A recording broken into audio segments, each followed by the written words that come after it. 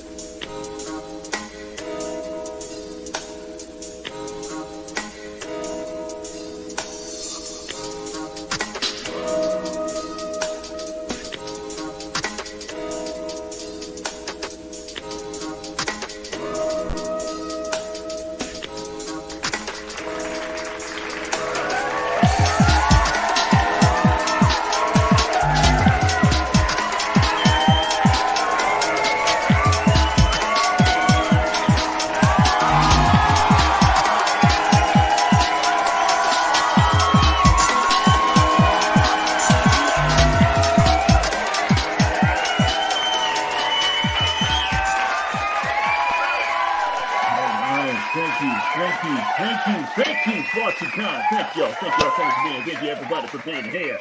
Good morning, good afternoon, good evening. Why am I clapping twice? I don't know why I'm doing that right now. Anyway, good morning, good afternoon, good evening, good night, wherever you are. My name is Makini, 90 Arts, German and Illustrator. Welcome you to the Great Sunday Afternoon Art Show on YouTube, Makini Night, here on WMK TV Channel 90. Broadcasting out all over the world. Anyway, good to see you guys. Hope you guys are having a great Sunday afternoon here. We are back here for another Sunday afternoon drawing session. Of course, we're not being alone here. Of course, if you guys saw the title, we got special guest, one and only, in the studio, but we're going to bring him out real soon. Before we do that, of course, let's go ahead and bring out our co-host. Let's bring our co-host because I got to do this in proper order this time. Matt's Mama Bear. Hang on a second.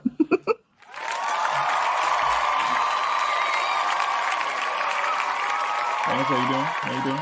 Hey, how you doing? It's good. It's been good. We've been having a good weekend and so.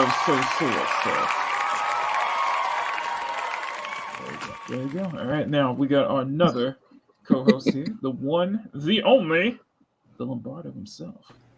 Who's Lombardo, ladies and gentlemen? Hello. How's it been? How has it been, sir? Fantastic day, fantastic weather. It's only 93 degrees here in Alamo City. Oh, it's not that bad. It's only 68 out here in July. That's not too bad, ain't it? You guys gonna make me look up what my temperature is in your language. Don't make me look up that shit. I didn't get that. I totally get that. So anyway, because we got a special guest here in the studio. He's been here before, actually a couple weeks ago. Okay, actually a month ago. It's not that long, but he came back for a second round. I'm like, he's not the first, and he won't be the last co-host, last guest that we have on to come back for a second stream only weeks after. So he's on that Arwen Avalon rotation. Kind of. Hey, no complaints later. Hopefully, he can be on that rotation. Hopefully, he can be on that recurring guest here. But, ladies and gentlemen, you guys know him. You guys love him. You gotta love the work he does. And when he came onto this show, we came into the studio a few weeks ago. He just absolutely blew us away. And it was at the time that Bruce wasn't here. So, unfortunately, that stream went by so fast too. It was so fun. Yeah, of course. And then of course we had Dream Tabitha on with Mads MamaBear not here. So for both of y'all, I'm gonna play this one more time. You not heard that scuttlebutt? No, the gossip, the buzz, the who said what, who does that? Yeah, the scuttlebutt. Remember the swamp? Remember my song in the swamp when I was like, wham, chicka, wham, wham, chicka, wham. I remember. Sean. Hey, what's up? See, I was going to use that as the intro, but no. that was that song from that hit movie that came out recently. Exactly, the one that flopped. That narrows it down. Yeah, that narrows it down. Okay, the one that didn't as flop as bad as Indiana Jones did in the dialysis of death, but still flopped. What is Indiana Jones up to right now? Like as far as so, let's see the budget. It's got to make $1 billion Viagra to break. It's got to break $1 billion to break even, and I think it ain't going to even hit $2 billion. Even hit $300 million. It's even doing worse than the Flash, and the Flash got pulled out of theaters early. It got pulled yes. Out. Oh my god! Yeah, you didn't hear that. Well, I'm about to look this up on my phone right now. Is it going to stream sooner? It's a good time to be a comedian. Yeah, for the time to be a comedian, because motherfucker, what the fuck is going on right now? Anyway, have you guys seen the promo burger for Blue Beetle? Oh my god! What's like what the hell is that? What the fuck are you talking about? I'm not kidding. Okay, hang on. We'll get into this. We're gonna get into this real quick. Hang on. Hold on a second. We're gonna get into this. Bruce, you ain't seen this. You ain't seen this beautiful monstrosity that Burger King trying to promote out here right now. Oh, the Blue Beetle burger? Yeah, I love Burger King. Ain't no way I'm touching that. I ain't touching that shit with a 10-foot pole, okay? Hang on. I mean, one, they would have to put out a statement saying that the meat is actually, beef. Hang on a second. Right here. I'm looking for Burger King to actually pull the I would shit think out you here could because- like market a blue waffle a lot easier than anything else for. The Oh, Blue no. Don't start, okay? I fell for that only one time. Motherfucker, don't even start with me. They didn't even put this shit on their official Twitter page, so we gotta wait until here we go.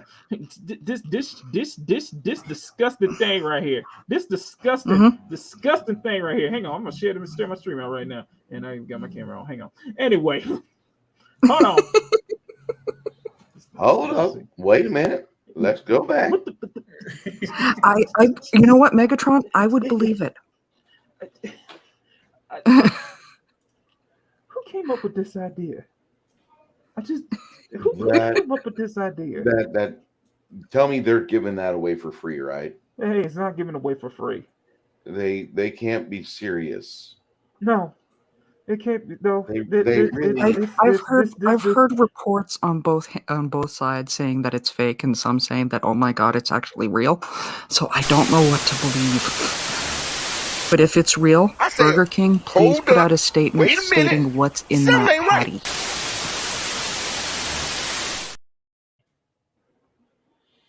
Yeah. I mean, that sounds delicious. Yeah, that looks delicious to everybody, don't it? Everybody? No? Guess not? No? I have a graphic design question. Go for it. Why? Okay, so the logo of Blue Beetle's got like the black in between the holes at random spots. Photoshopped? But then why does it also have that only in theaters August 18th? Which makes me question. Why is this? I did not catch. John. Thank you so much for catching that. I did. Yeah, I don't know. Now I'm questioning the legitimate because when I first saw the legitimacy of this. This can't be right. When I first saw it, I was just like, "This sounds like something That cringy they would do." cannot be the graphic. Are you kidding me? You didn't even erase the black out of the logo, even on the only in theaters here. And that's not even hard to do. This is bad. Now we got bad graphic design. We're gonna get into too. And I got an associate's degree in graphic design. So what the hell? My friend. So that's already disgusting to look at, but now we got bad graphic design here on top of this. Yeah, I don't know. My brother in Christ, what the hell is this? So either somebody in corporate can't design, or this is just a prank. This cannot be the official promotion material for this. There's no way. Yes, Bruce, what are you trying to show with this? I just wanted to show off the double meat and cheese and bacon. Whataburger. I think y'all deserve this. I think all of you deserve this. I think all of you have been good people. I don't want you to have bad food. I don't want you to die hungry. I want you to be happy and content.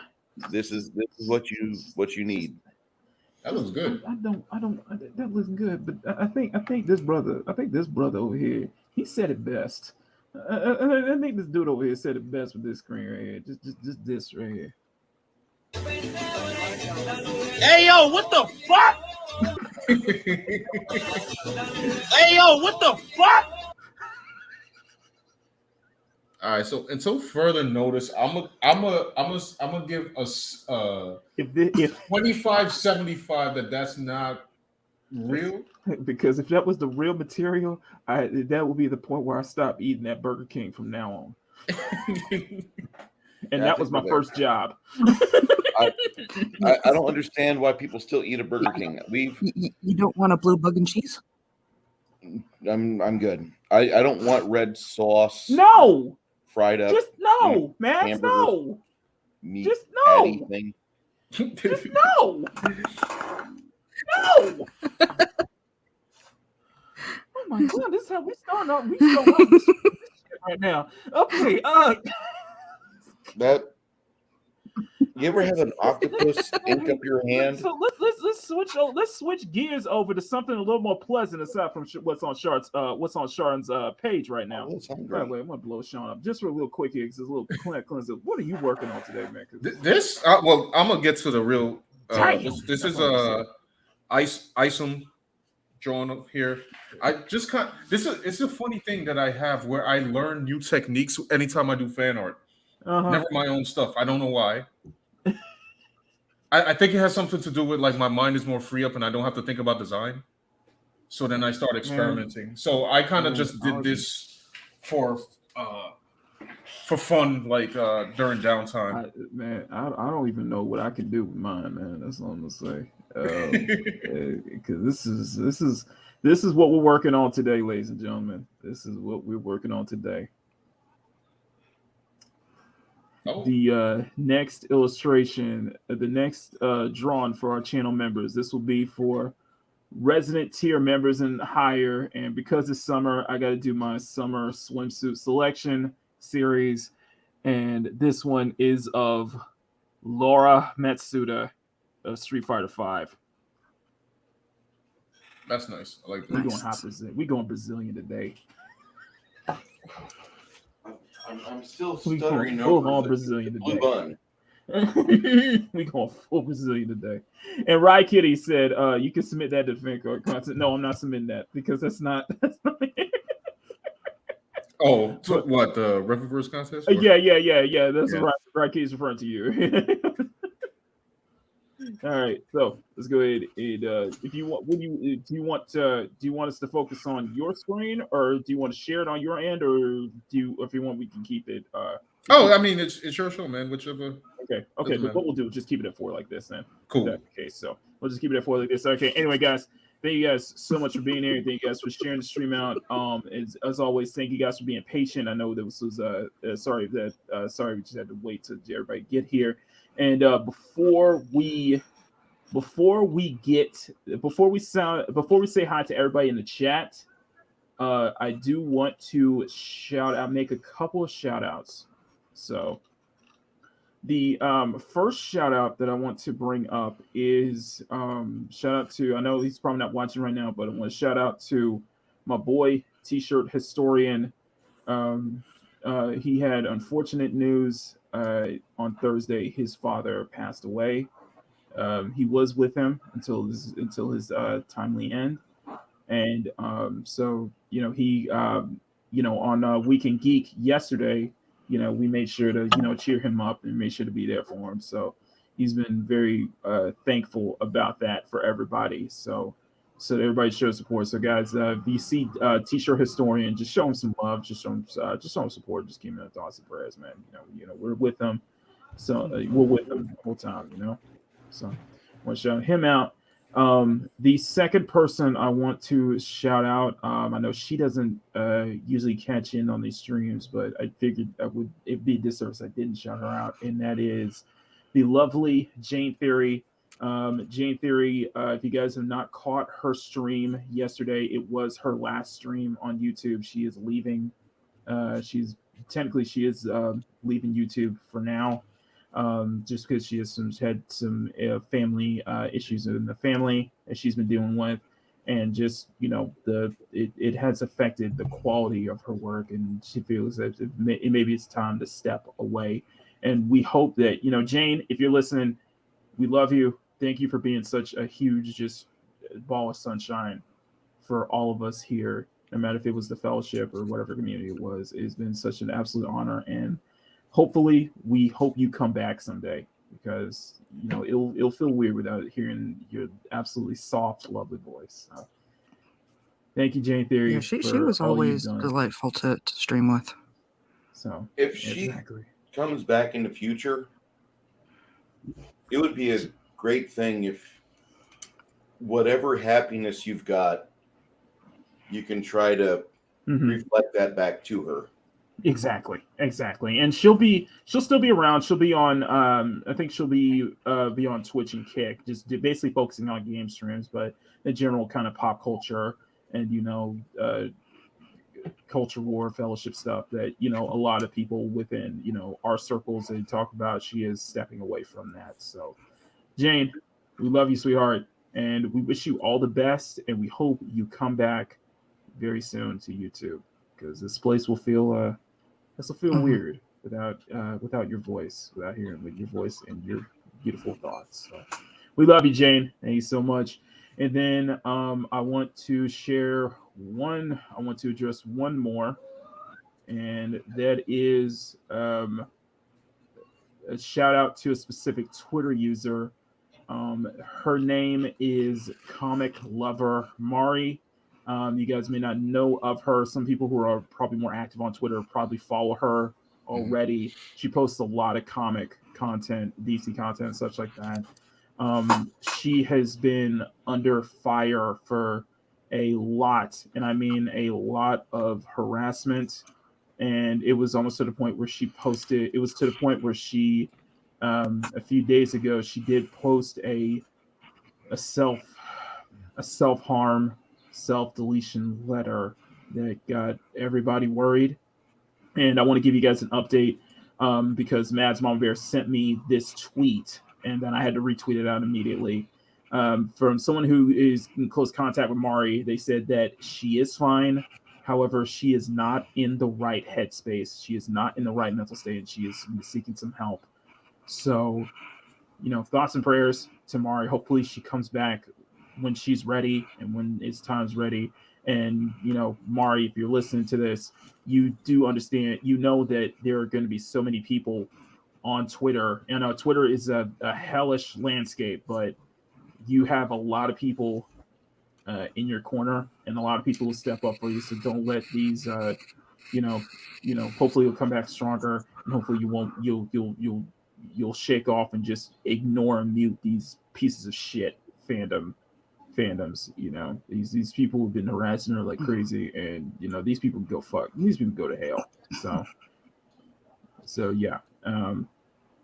Mari, if you're listening, we love you. Love you, girl. Hope you come back soon. Hopefully you can get help you need. You're on our thoughts. So, all right.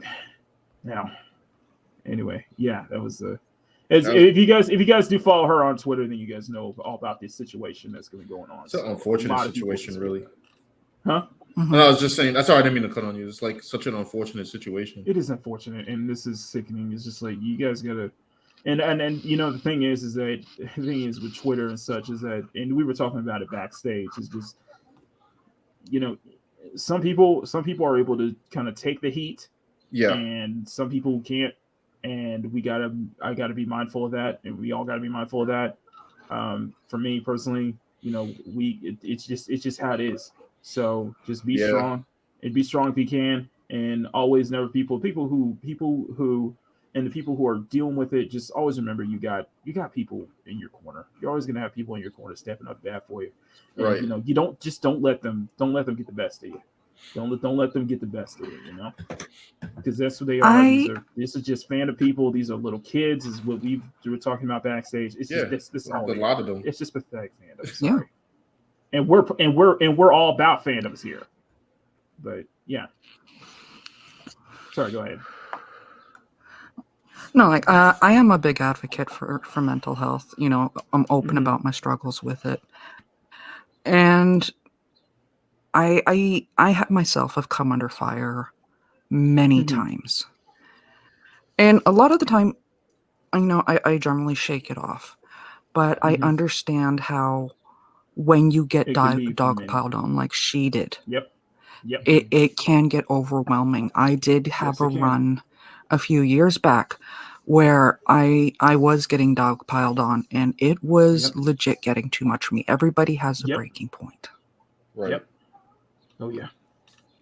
There's only so much BS you can take.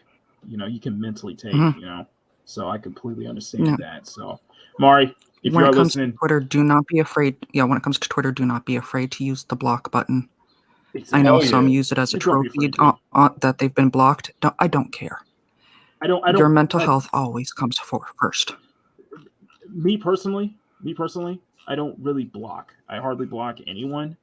I did have to block 2 accounts because they put me in their list of like crypto promotion or something like that, and I was like, yeah, okay, that's a sore subject. I get those regularly in my DMs. Sorry. Sorry, you deserve. I'm sure that somewhere in that there is a legitimate source of revenue to be made and to be It is, respectable. but you only help it, but it's not helping your cause. That's all I'm saying.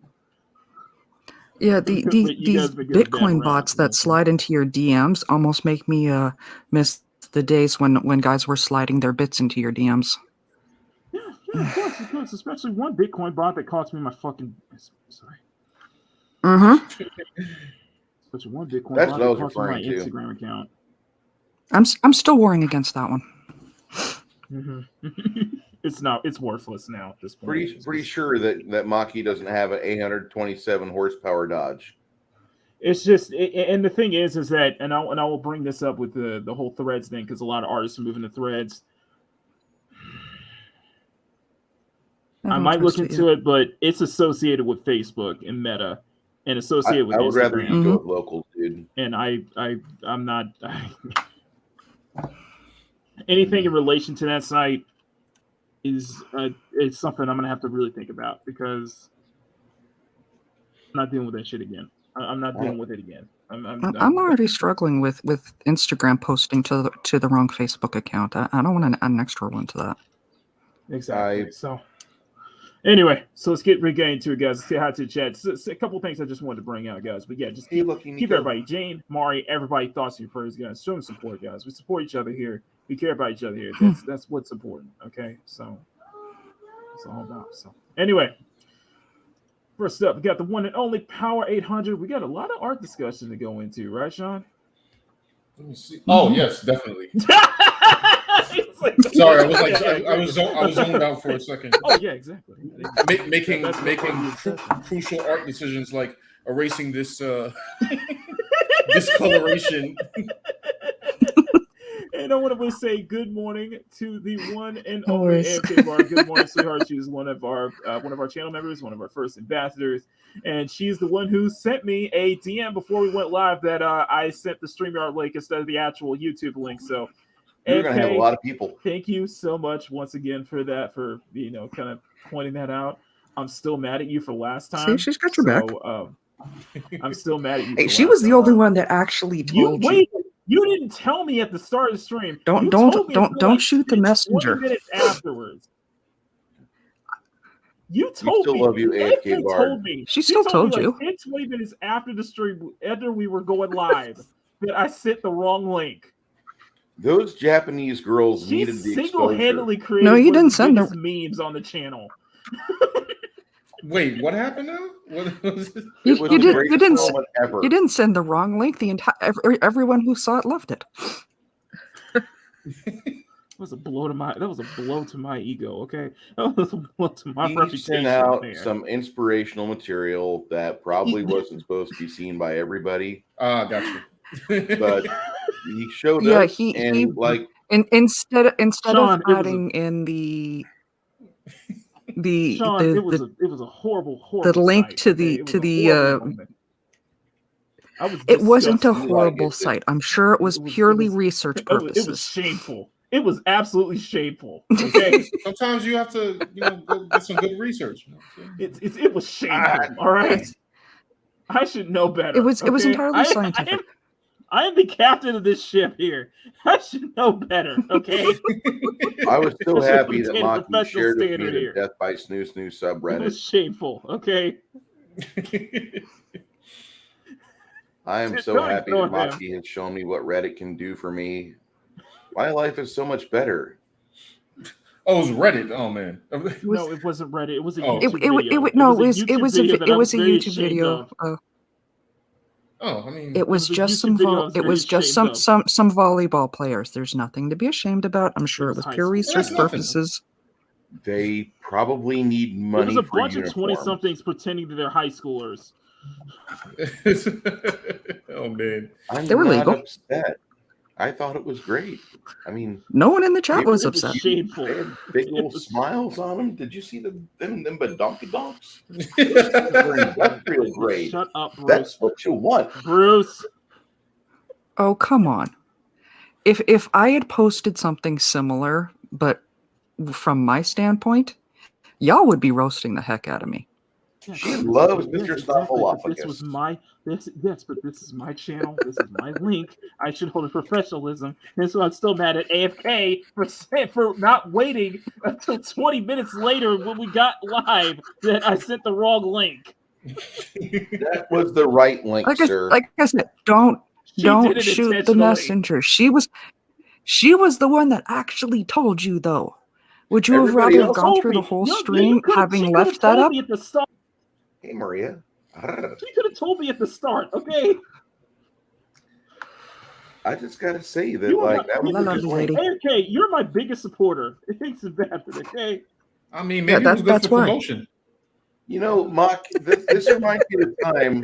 I'm This reminds me of the ashamed, time okay? that I had to be up in front of a group of people, but my outfit, it had given me anal toe, and I didn't know about this, and nobody in my camp told me about it until after I was watching it. Like, just tell me to just give that clothing a tug real quick, and it would have been fine. Absolutely But no, instead I'm walking around on the stage for about 4 minutes, and people are laughing every time I turn my back to the auditorium. Dude, it's okay, man. Anal toe?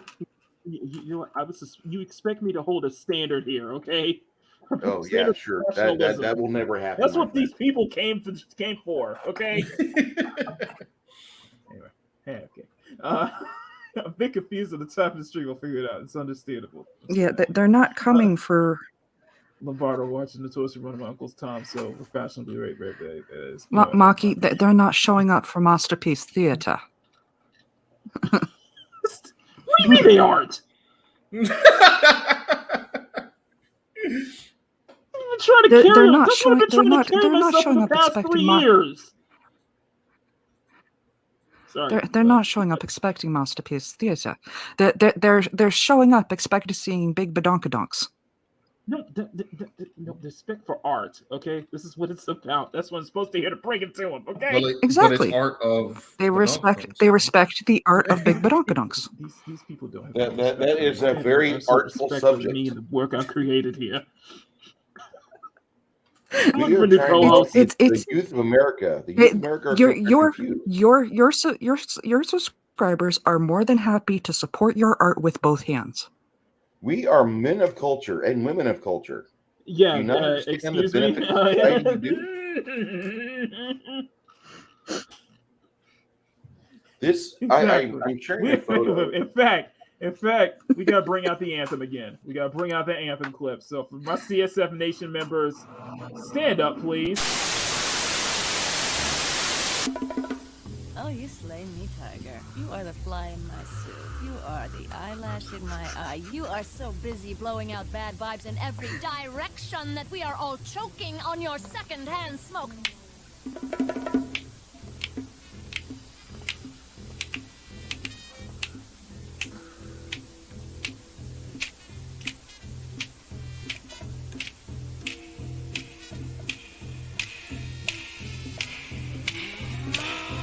Knock it off! CSF Nation represent. Thank you. Razmate, good to see you. Good to see you. Gaming or what? Good to see you guys here. What if Maki knows about the Genshin art? Yes, I know. I know about the One Piece Yama. Yes, I know all about that. Yes. In the wake of not wanting this stream to actually turn in, because we've been covering a lot of topics for the past couple of weeks, and I'm afraid that this is going to be more into a topic stream than an actual art stream. So I know all about that, guys. I know all about the Yamato stuff. I know about the Genshin fan art because it's Genshin acting Genshin. It's Genshin Twitter acting like Genshin Twitter once again. And Yamato is female. That was from the creator of Oda. That is Oda has stated Yamato is for female. You can't change what he created, okay? Don't be trying to change or force change him like what we saw with the Bridget situation in Guilty Gear. So I mean, you can't change it if you're Twitter. They have yeah, but that's his creation. You can't. You're not. And I really hope, and I'm serious when I say this.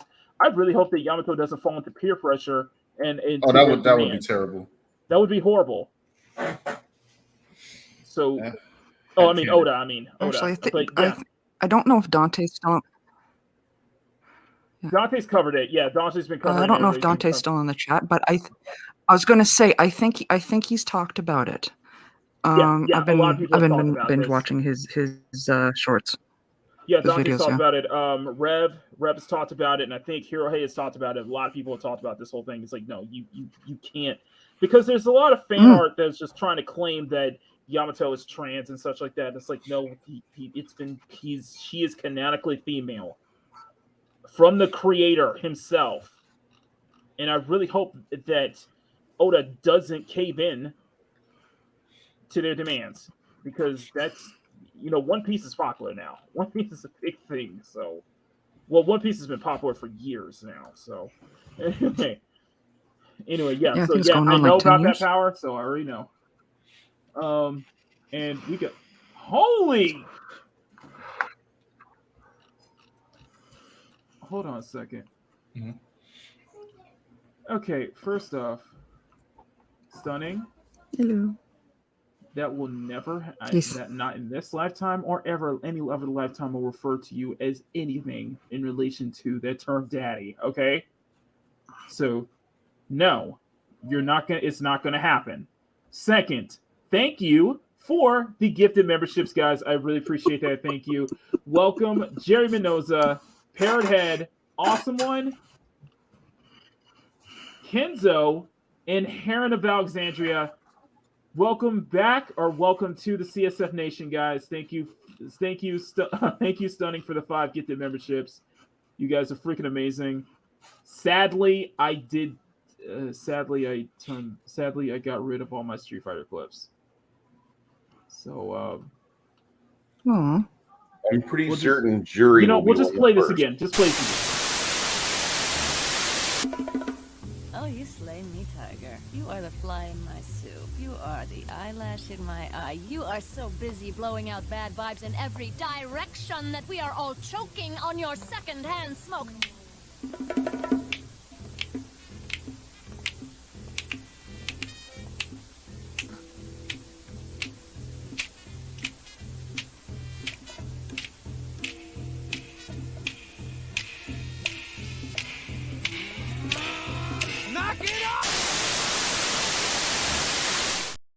That's right. We all snap in unison like it's West Side Story or some shit. Jafo was right. What? I What about thought what? Big Badonkadonks was Masterpiece Theater. You thought correctly, sir. Okay. Very Anyway, much correctly. thank you for the gifted membership, Stunning. I appreciate that. So, and Hey, we Faye. got, of course, we got the one and only Dante's Rant Room. Dante, good to see you guys. If you guys are not subscribed to Dante's Rant Room, do yourself a favor and subscribe to him. It's absolutely fantastic, John. We had him on last week with the whole Skullgirls drama. So, and by the way, Sean, Dante has been singing your praises last week as well. So he's a big fan of you and your content. Oh, nice. So there you go. Honestly, guys. it would be an absolute blast to have both of them on at the same time.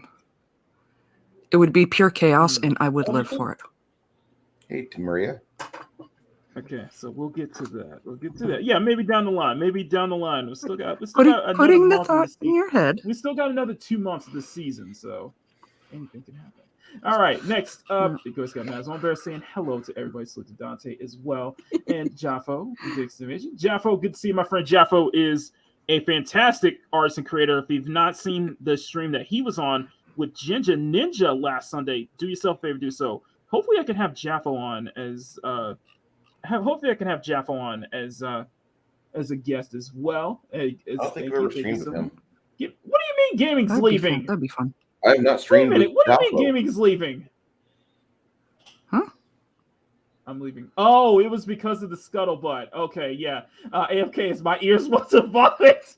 Turn it off, Kenny. Just turn it off. It's torture. You mean people don't like the hit single Scuttlebutt?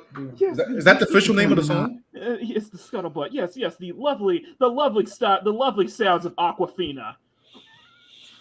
Oh, I always think that's like a parody account or somebody like. No. I don't listen to pop music. No.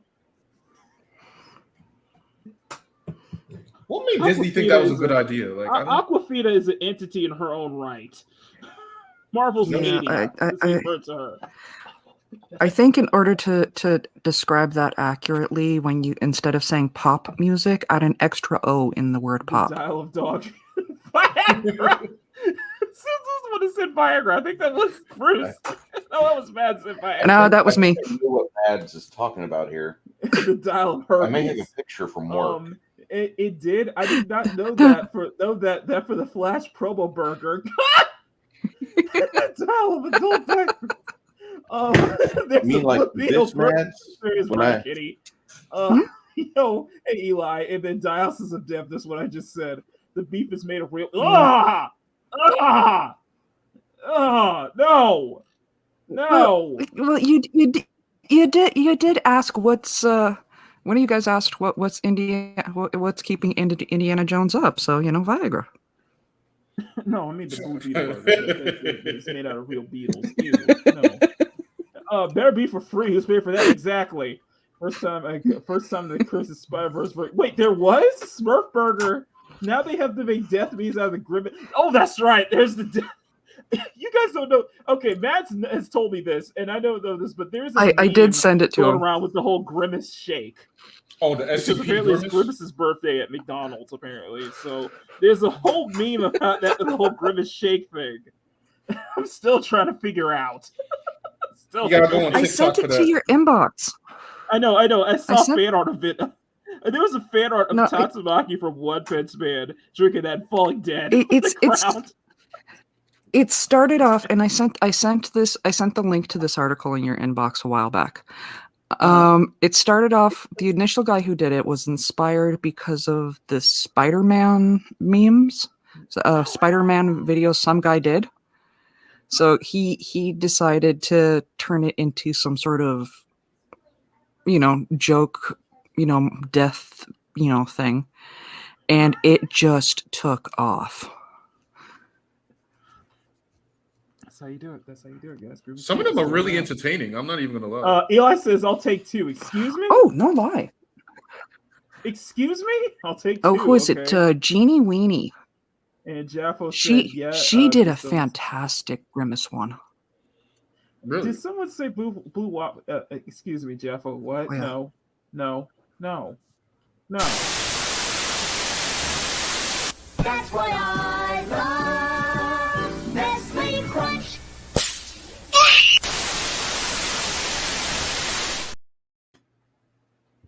No.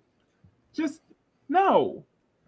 Give me chicken fingers, okay? Yep. Someone said blue. Shut up, all y'all. Silence, all of you. Get horrible. Silence. Yes, I get you. Obscured. Blue cheese is all the right. I like blue cheese. Okay, I like blue cheese. Okay. Oh wait, yeah, I like blue cheese dressing. Never mind. I'm graduating December 1st. Yeah, exactly. Plus that hot pink is grating on the contrast. Yeah, exactly. We're getting a graphic design talk. Speaking of which, I gotta stop for one moment. Sean. Yes. What is this here? Oh, this is the contest piece. This is the contest piece that I kept cropping in on Twitter, and I was like, guys, I'm not finished, because I'm juggling that, and I was like making some like alterations on my own personal comic book. And that's sick. Thank you, bruh. And because of this piece, I actually learned a new lighting technique. Okay, we're gonna get into that. We're gonna get into that real soon. Just hold that thought, man. That little face mask thing, though, God, my kid would totally wear that on a shirt. What? Oh, this thing up here? Yeah, the one up in the corner. She'd love it. Bruh, exactly.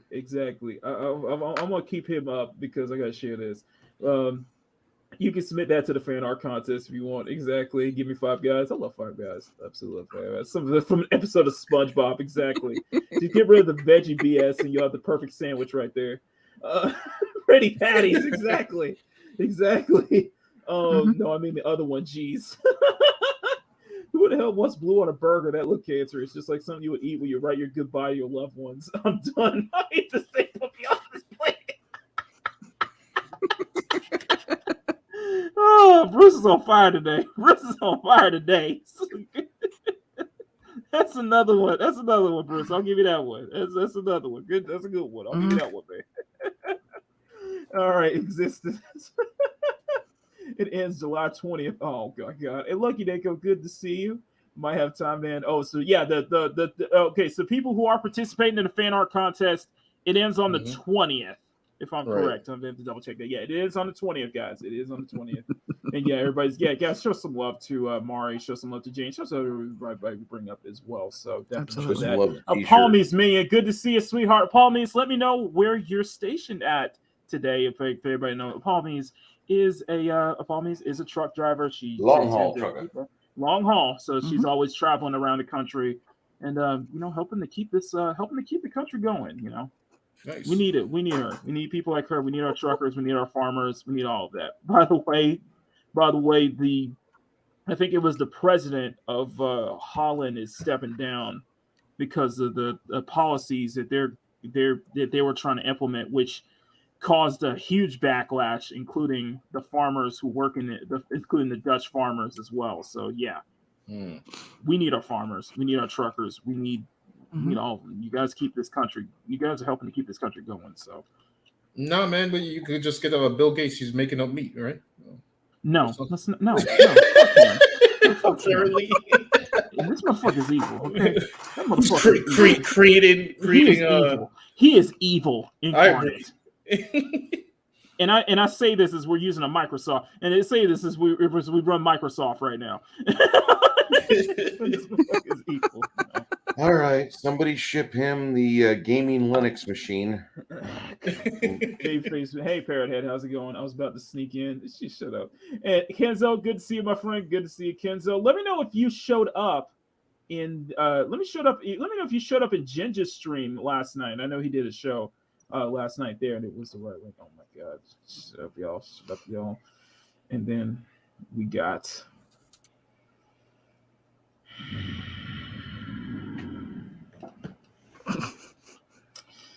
I gotta play that. And of course, Mads is here, so she's asked for it too. So this is for both of y'all, fine. But What? Oh my God! Hi, Maria. Hang on, I feel like I need to turn my camera on just for this. So thank you for that. Thank you. Bruce has sent you a screenshot of the right way to show smart Makini is by bullying him. Shut up, Johnny. Oh. This count was supposed to get shut up, Power.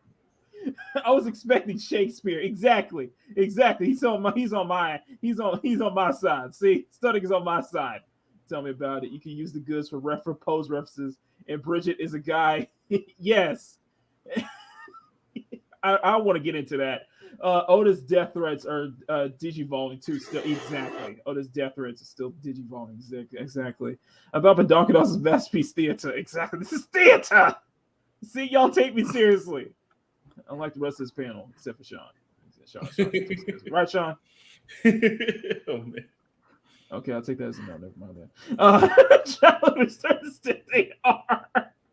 Oh, Sonny Brave, good to see you. And then we got a new face in the chat, Faye. Good to see you, Miss Faye. Hope you are doing well. Welcome to the channel. We cut up here a lot, and we'll get into the art soon, guys. I promise.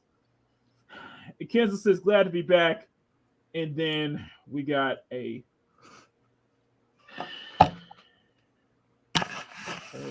I got to turn my camera on for this. I got to turn my camera on for this shit right here. No, this ain't shit. This is a blessing in disguise right here. Look who just became a channel member. I can't tell you that. Maria, if you're still listening.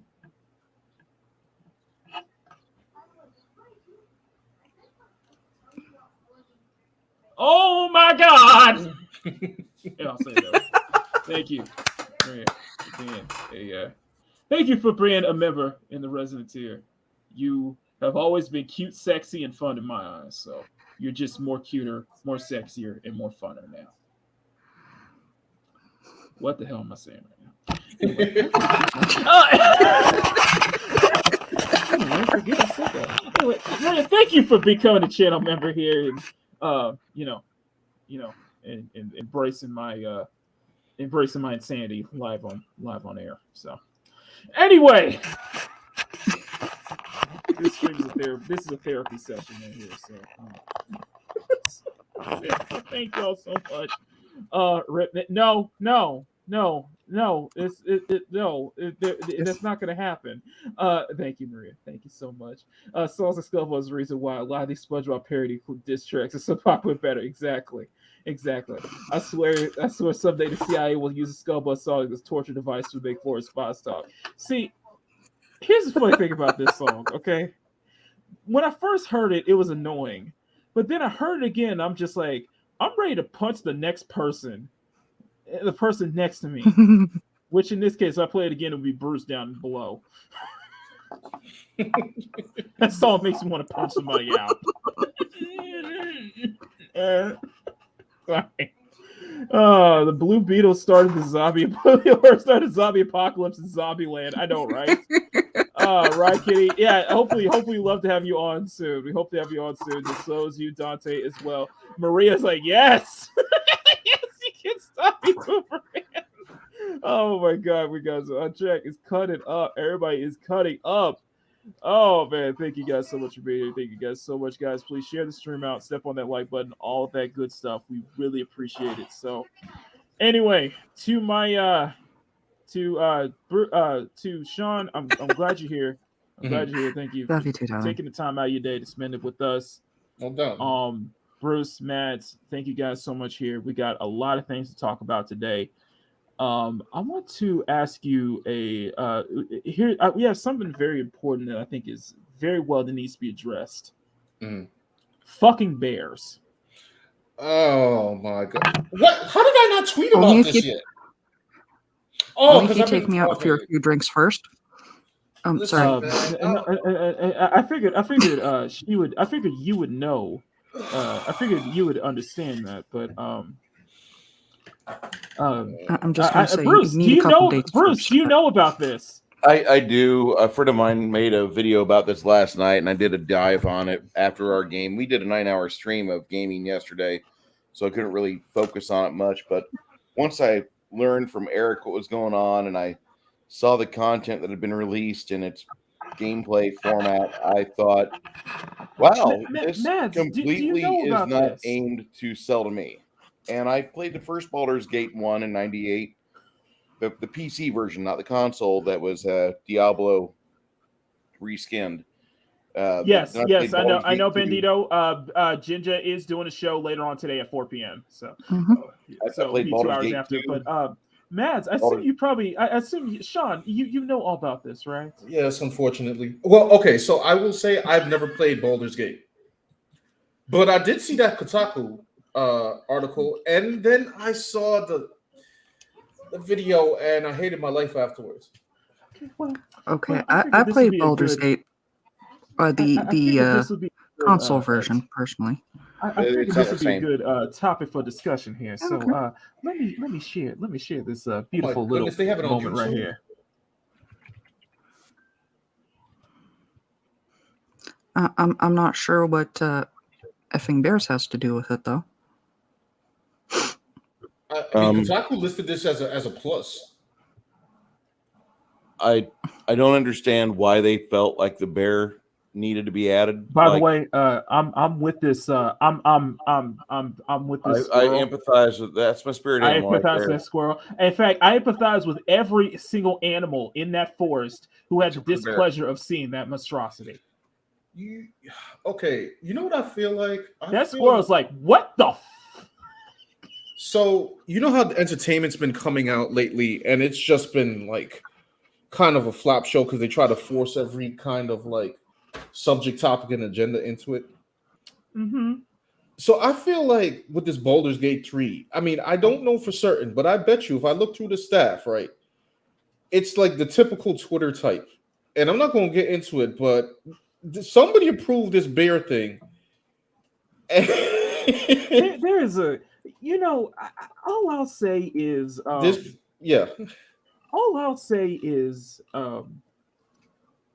Kotaku, this clearly is for a specific type of audience, and Yes, and I feel not like that that I'm trying to audience- keep saying because we've had experience with that sect, but all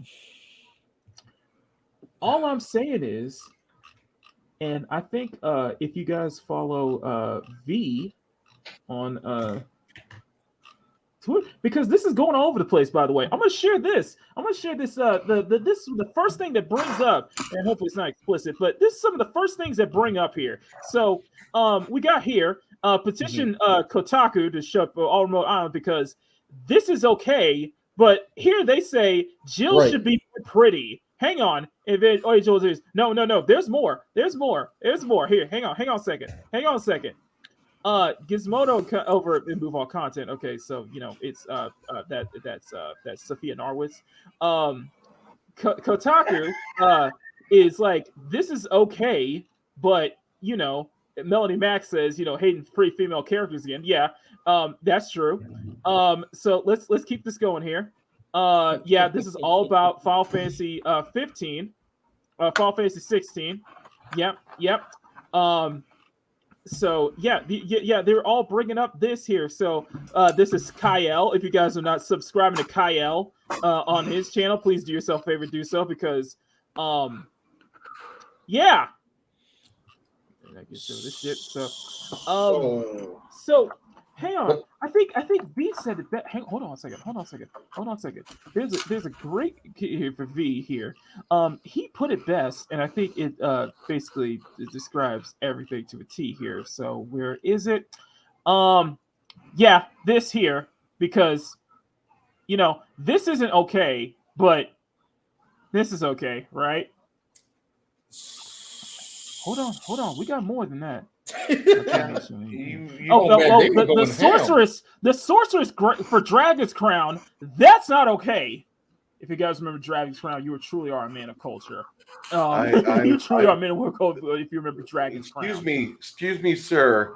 The sorceress is not complete without her other pair of the scissors, the Amazon. Excuse me. So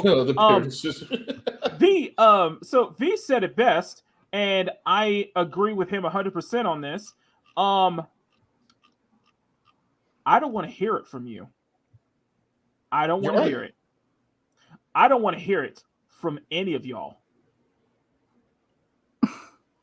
I don't want to hear it.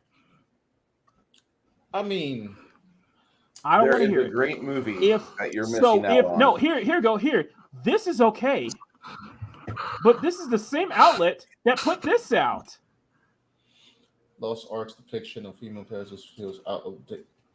All right, so I don't want to. I got a headache, Sean. I don't want to hear it from them. I don't want to hear about over sexualization. I've been through 3 streams. We've been doing 3 straight back-to-back Makini Live episodes talking about stuff like this. One from Spider-Verse, one from Skullgirls, and now from this. I don't want to hear it. So from any of y'all. Attractive women or women in general is not okay, but abusing a bit. Oh, I guess I can't say what they said. That's a druid that turned into a bear. I don't care. It's a bear that turns into a bear. It's a bear. It's a bear. I want to say it right now. The hypocrisy is strong, real strong here. What's funny? They don't have a leg, Sean. What I'm saying is they don't have a leg to stand on. Their leg is the druid anymore. Their leg is saying that it's a druid, but that's what they think. Just remember that. And then this right here, this is funny shit. I'm sorry. This dude. He released it 3 years after the film was out, like 4 or 5 years. I'll bring it up. I look forward to the dumpster fire that Fleabag is going to be doing with Tomb Raider, by the way. Melanie Mac is going to have a field day with that. But this right here. Cute. This right here. Why is Justin Bieber dressed up as what? Why is Justin Bieber dressed up as Lara Croft? Wow. But But Sean, what I want to say is, I'm saying this right here. I don't want to hear any of y'all crying about over sexualization. And if you okay with this, you don't have a leg to stand on. Like, we're not stick it in the bear, you won't have that leg anyway. No, Mark, you don't have a leg to stand on. You don't get to say any. You don't get to say shit. If you think this is okay, just read the comments, Maki. I think your happiness is over there. This is not the honeypot you should be focusing on.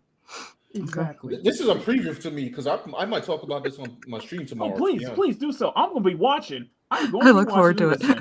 Because we're gonna, because I want to see you go off on this. I mean, I don't know if my boy we going to want to touch this topic, but at some point, if you need me to come on and help assist, I'll happily do so. Because this is beyond that is beyond me and my friend, and like I saw it and they will say, right? This is what they will say, like, well, it's a druid, so it doesn't matter. I'm like, it's a bear. I don't care. If I turn into a frog, I'm a frog. Like, just remember, Kotaku has no integrity whatsoever. They don't. Why are you talking about them like they ever had it? Well, that's true. What the fuck? Bruce, I'm just saying. Okay, so. No, Maki. I'm just saying it's telling. Check Megatron. Yes. John's latest comment.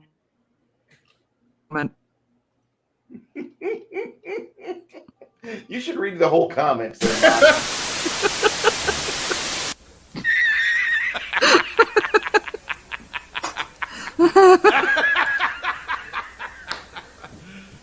You serious?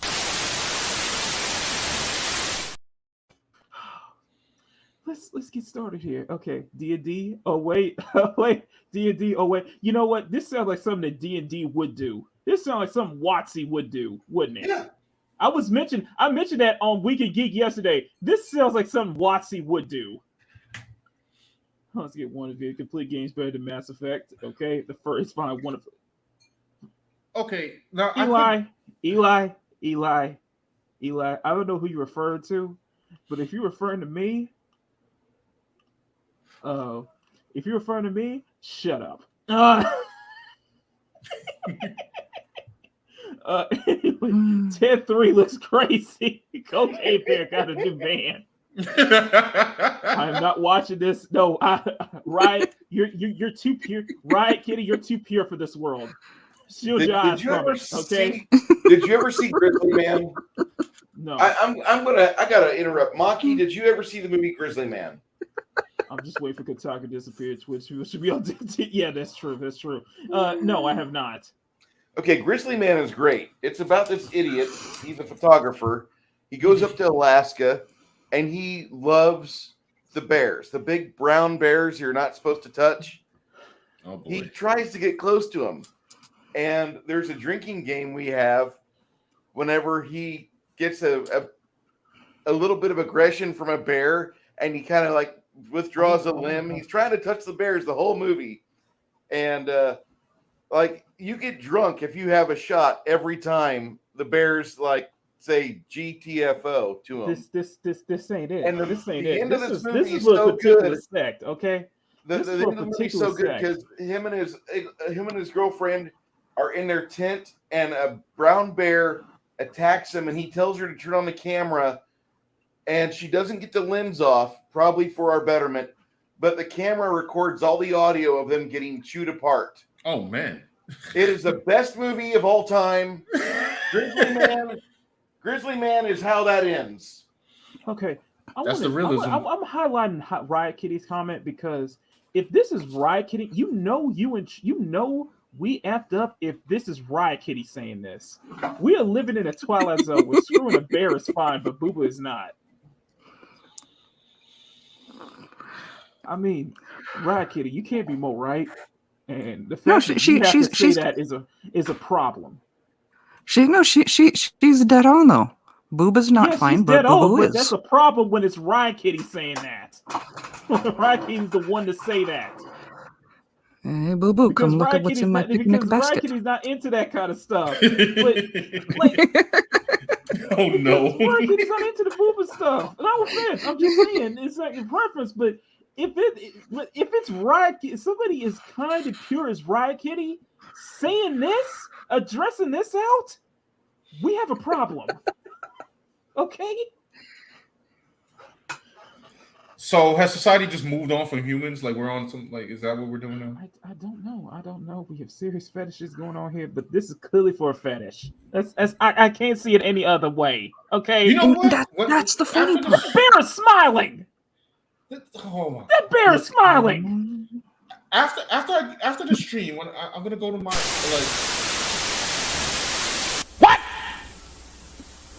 What the fuck?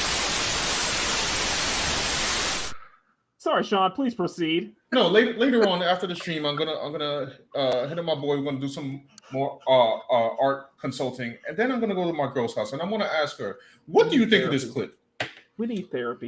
We need some. This is going. We're gonna turn this into art therapy today. This is gonna be art therapy today because we need to cleanse our ass with this. Okay, I have a question. Just to, this is just for my last strand of humanity.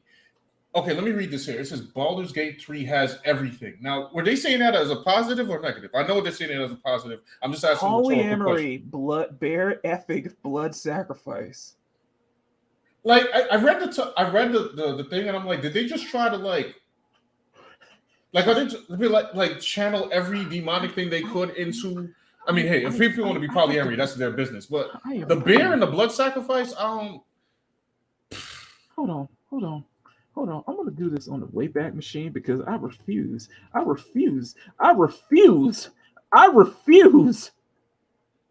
give Kotaku any, and I mean any attention here, or to give that site any traffic. So I'm gonna find this up on the Wayback Machine because we're gonna go into this. I'm sorry, Sean, but we're gonna go into this. Let's see if I can right ahead. Let me see. Where I haven't read the article, by the way. So let me see if I can find the Baldur's Gate.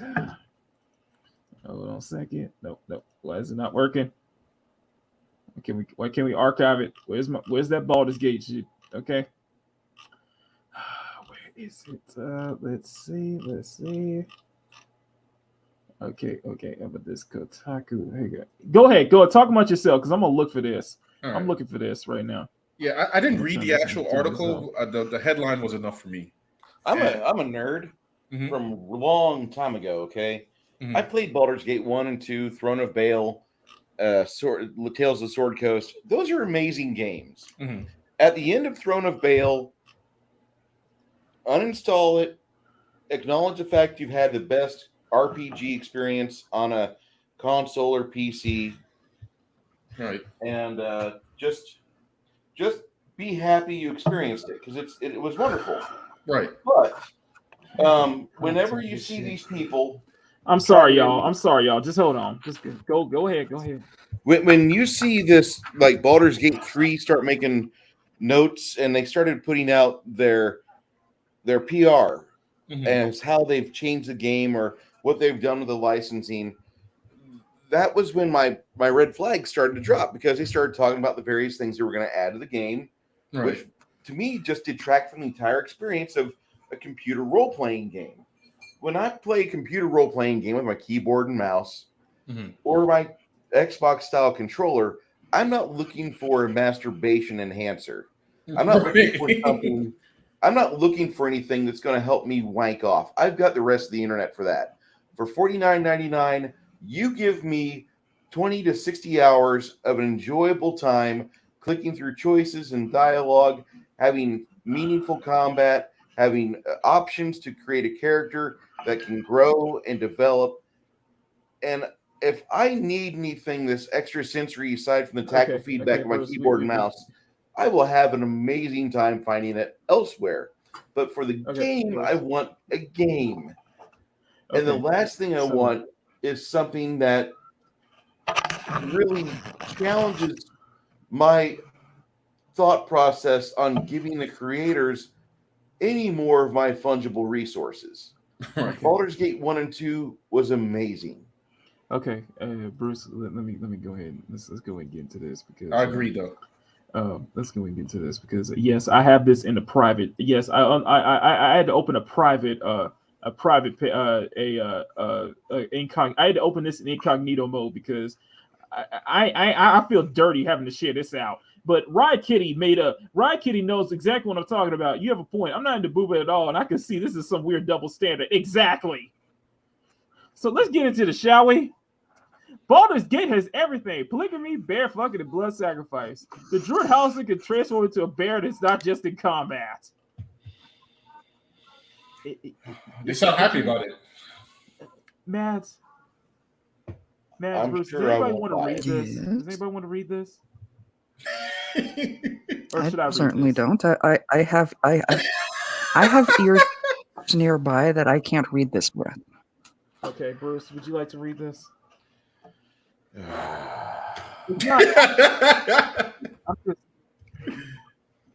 Okay. Hang on, kids. Yikes. If you've played Baldur's Gate 3 Hey, Grumpy. in early access, you've probably met Halsin, the druid companion who can transform into a bear that you can recruit as a party member. He's also a romance option, and that transformation comes into play when you're getting down and dirty with him. And I was not prepared for the direction this scene would go when Larian Studios showcased it during its final Panel from Hell presentation.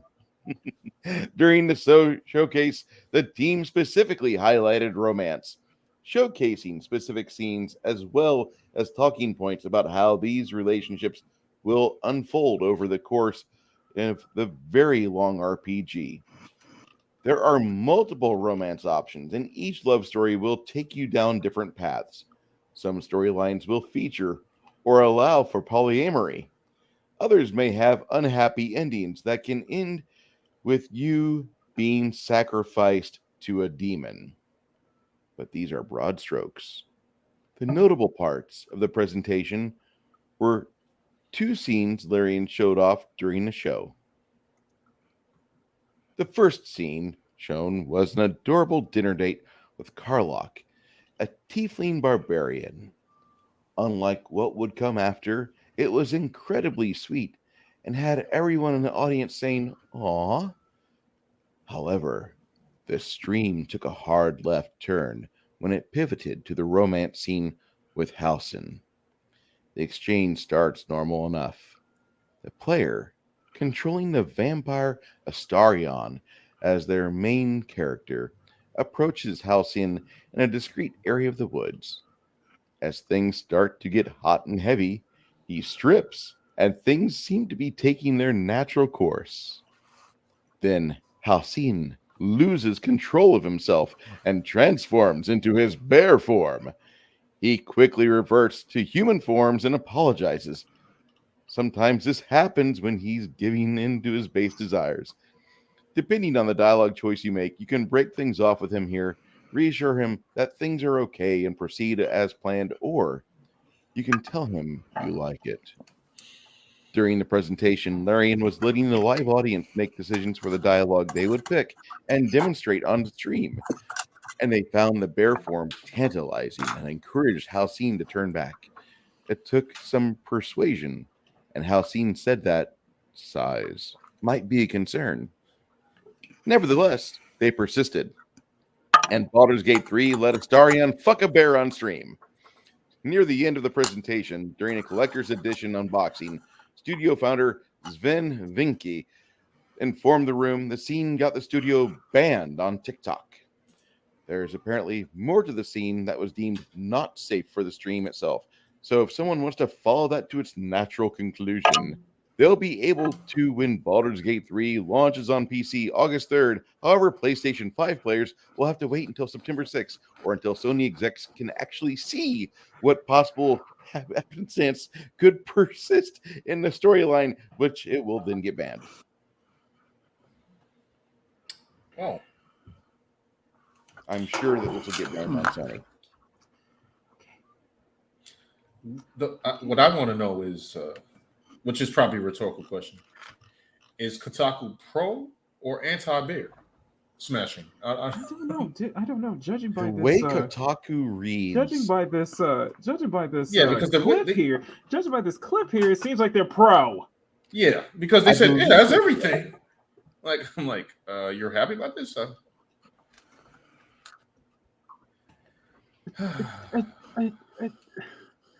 When are they gonna get BuzzFeeded? Because no, give me a couple minutes, guys. Can you please talk amongst yourselves, please? Because I need a few minutes here. Just give me a few minutes, because there's something I need to do. Go ahead, John. Interesting.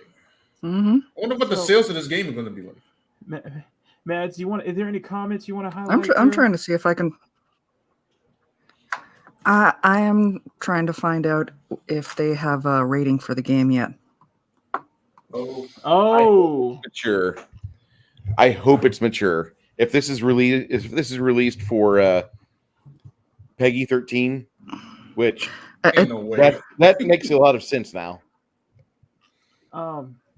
Is there any comments you guys want to highlight right now before as I'm getting something? Yep, it is rated M. Okay, that's fair. Sounds like I need a higher rating. Oh, you mean adults only? Yeah. Well, you know. Would you like? Honestly, it sounds like they could have rated it XXX. Is there any comments that you guys would like to highlight? Just for, is there any comments you want to highlight that caught your attention? This is the audio from Timothy Treadwell and his girlfriend being eaten alive by a brown bear. Is it not going to get claimed? Is it going to get us claimed? Shouldn't. I'm not gonna risk it. No offense, but just to describe. I wasn't sharing it. I just had it on in the background. Oh, okay. It's one of my therapy videos. When stupid people have an end like that, accept it, applaud it, hope that they didn't breed. Like I said, this is for a certain sect. Not that I'm kink shaming. Not that we're kink shaming here. Okay. I'm just saying. We don't kink shame, but we grade you. But this is. I don't know if I've ever seen them mention bears though. But there's a certain sect out there. That's the only comment I feel confident highlighting. Which one? That one. Hey, Grumpy. Yeah. Yeah. It's just. I had to stop myself. Sorry, I had to stop because I was taking a moment to case it kind of throw up and just what the ever-loving F that I just listened to. Yeah. So anybody who takes Kotaku or any of these outlets is seriously credible. We don't take you seriously, or nobody should take you seriously, because join us next time when Kotaku says that biking is too much for video games. I don't know. Bear's cool though. Somehow. Bear's cool apparently. Yeah. Sorry, I had to do something in the background because this gave me a Getting your aspirin? Yeah. I needed a double take on this. I need a drink, to be honest. No, but I can use some alcohol too. I'm Bruce. I am so sorry. I apologize. About what? That I had to force you to read that. I feel no. I'm fine. Are you sure? I'm going to the range about 7 p.m., 8 p.m. tonight. So okay. There you go. Okay, no problem. Just because I think I found my perfect description for what we've just listened to. Would you guys like to hear it? What is it? Yeah. Oh! Ew! Dude! What the fuck?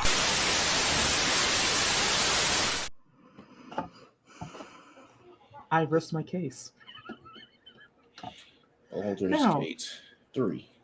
Now, shall we get into some arts therapy, please? Oh, yes. Shall we? Please, because I think we need a cleanser. I think we need a visual ear cleanser as well because, Bruce, I apologize for having you to read that. Yeah, we got chewed out by Grumpy for letting Bruce read this. Like I love, but legit, I could not read it with I don't know if you the you ears that are in my understand house right now. But oh yeah, if you have little ones, then no. Oh no, totally, I agree. I should have put a warning there. If you have little ones here, please leave them out of the room because I don't even think we can call this grown folks talk. We can call this just weirdo talk. This is talk for like I don't know, CSI or something like a special victims unit. I just want to remember. I just want to let people know. The people to the people, and we kind of addressed this yesterday when we addressed this last Sunday when we had Dante on. People who want to throw that whole L word is P word, aunties who want to throw that L word is P word thing at us. I'm just gonna say, one, quote Rev, your likes are public.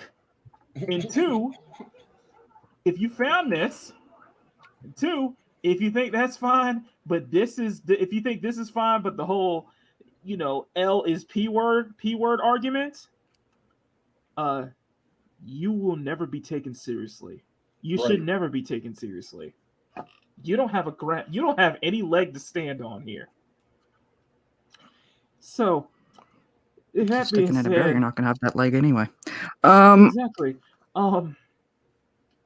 So that was a crash course and something I probably wanted to get into. Like, if you into this, it's fine, for those who are defensive.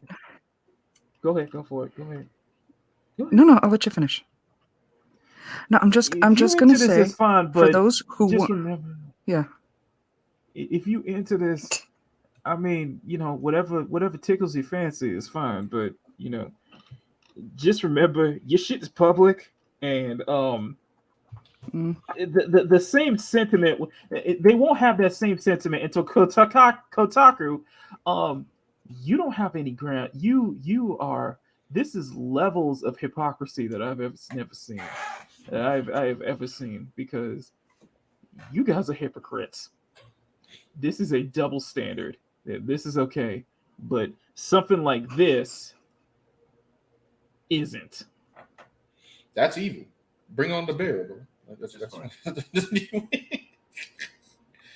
yeah, I feel I do feel bad for having Bruce read many. I feel like we need to start a hashtag over called boobs over bears. Yo, that's a good one. I like it. I like it.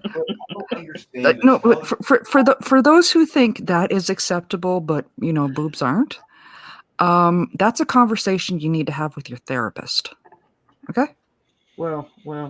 To be fair, Hollywood's kind of peddling this, hence the name. Hence, Fleabag is peddling this with the her with her being the head runner for Tomb Raider, Lara Croft. Oh, I didn't tell you about that, did I? I didn't tell you about that, did I? Maybe. Okay, so before you dive into that, I'm just going to put this out there. If anyone can track this down for me, I would be immensely grateful. I would love a video. If anyone can track this down, a video recording of them, the person dropping this suggestion down in the staff meeting. I would love to be a fly on the wall. I'd love to see that. Just be like, in this game, we're gonna bear. I want to see how that went over initially. Can you imagine the amount of YouTube videos? That's a wonderful idea. I'm like, okay. I was like, everybody who approved, to everybody in the staff is like, to everybody who's in the staff, it's just like, okay, then. We're not saying to go after them. I'm just saying to everybody who approves of this, any opinions that you have regarding what, say, I'm into or Mad's into or what the chat is into, they're null and void. They're not valid. I'm just going to stand by my statement. I will not kink shame you. I will not kink shame you. But I will not ridicule you for your desire to do something like this, but I'm going to. I won't. You. But I'm going to say, but if you're fine with this, but you come after somebody like me or somebody on Twitter or stuff for what we do or what we're into, you have no argument. They you have no legitimacy. Sorry, your opinions have no legitimacy. You don't have a leg to stand on. I mean, rest at some my point case. in time, I mean, isn't that like in IRL, right? Isn't that like illegal? I'm pretty sure you have to call PETA. I mean, they probably. I mean, that would be the one time where I have to trust PETA. I mean, you actually wouldn't need them because anybody who tried to do that in real life wouldn't exist after the encounter. But PETA ain't gonna do ish. Come on now. I think video game journalism died out right at the end of the PS1 and the PS2 era, transitioning from one to the other. Because we remember, like, I was in my 20s and I was really enjoying Ultra Game Players magazine and Ziff Davis. Like, they used to have real talented people like Bill Donahue and Ninja X and others that would go in and just write some really good game reviews. Sometimes they were short, sometimes they were long. They would do long editorials. They would discuss with you as to why certain Quake mods were really the pinnacle of multiplayer game fun. And then all of a sudden, like about the same time that Call of Duty Modern Warfare started really mass producing soulless cash grabs with sequels and year numbers at the end of them, the titles. At the same time that all happened, these wonderful publishing houses that actually wrote video game journalism for people that love video games, they dried up. And then what we got instead was the Polygon, Kotaku bullshit. Game Informer. Who pays for this? I want to know, where do they get their funding from?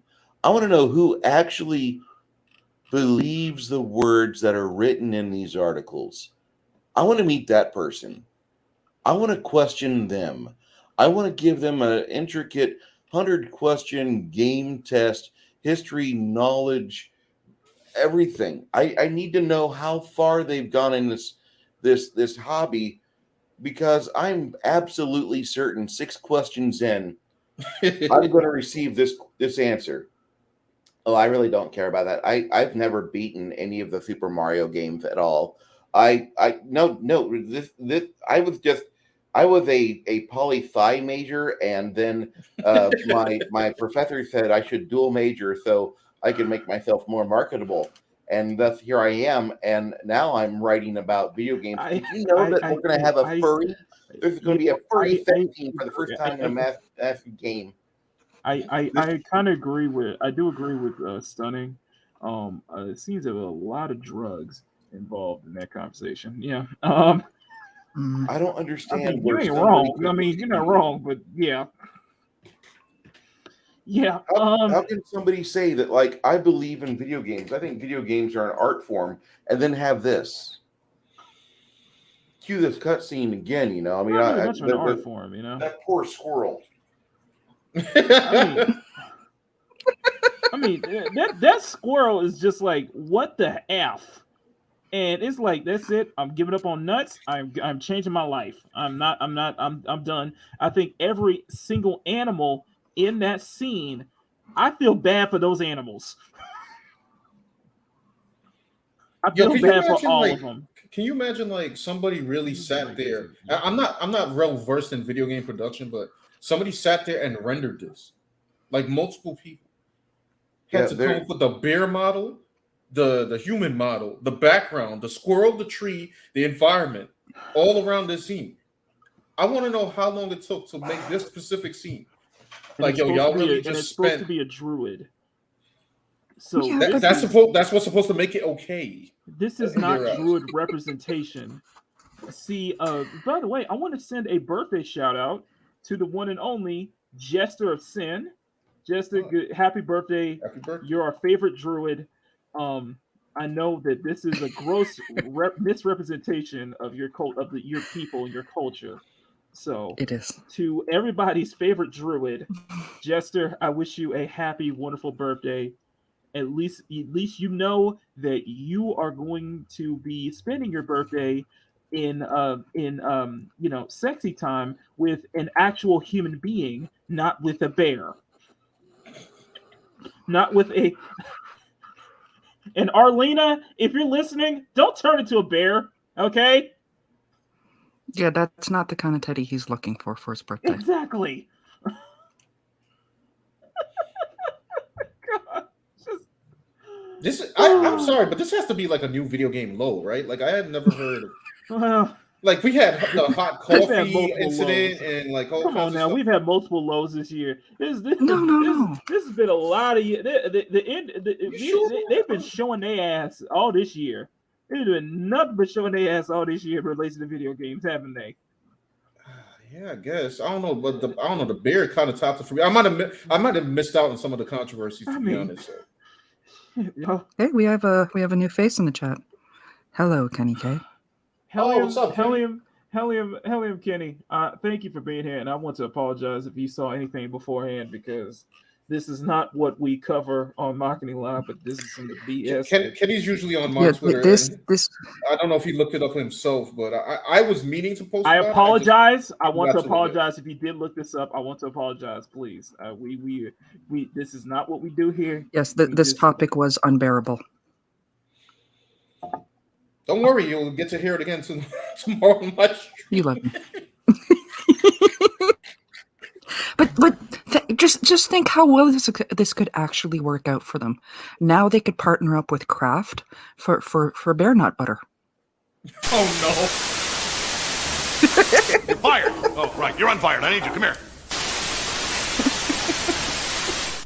Hello.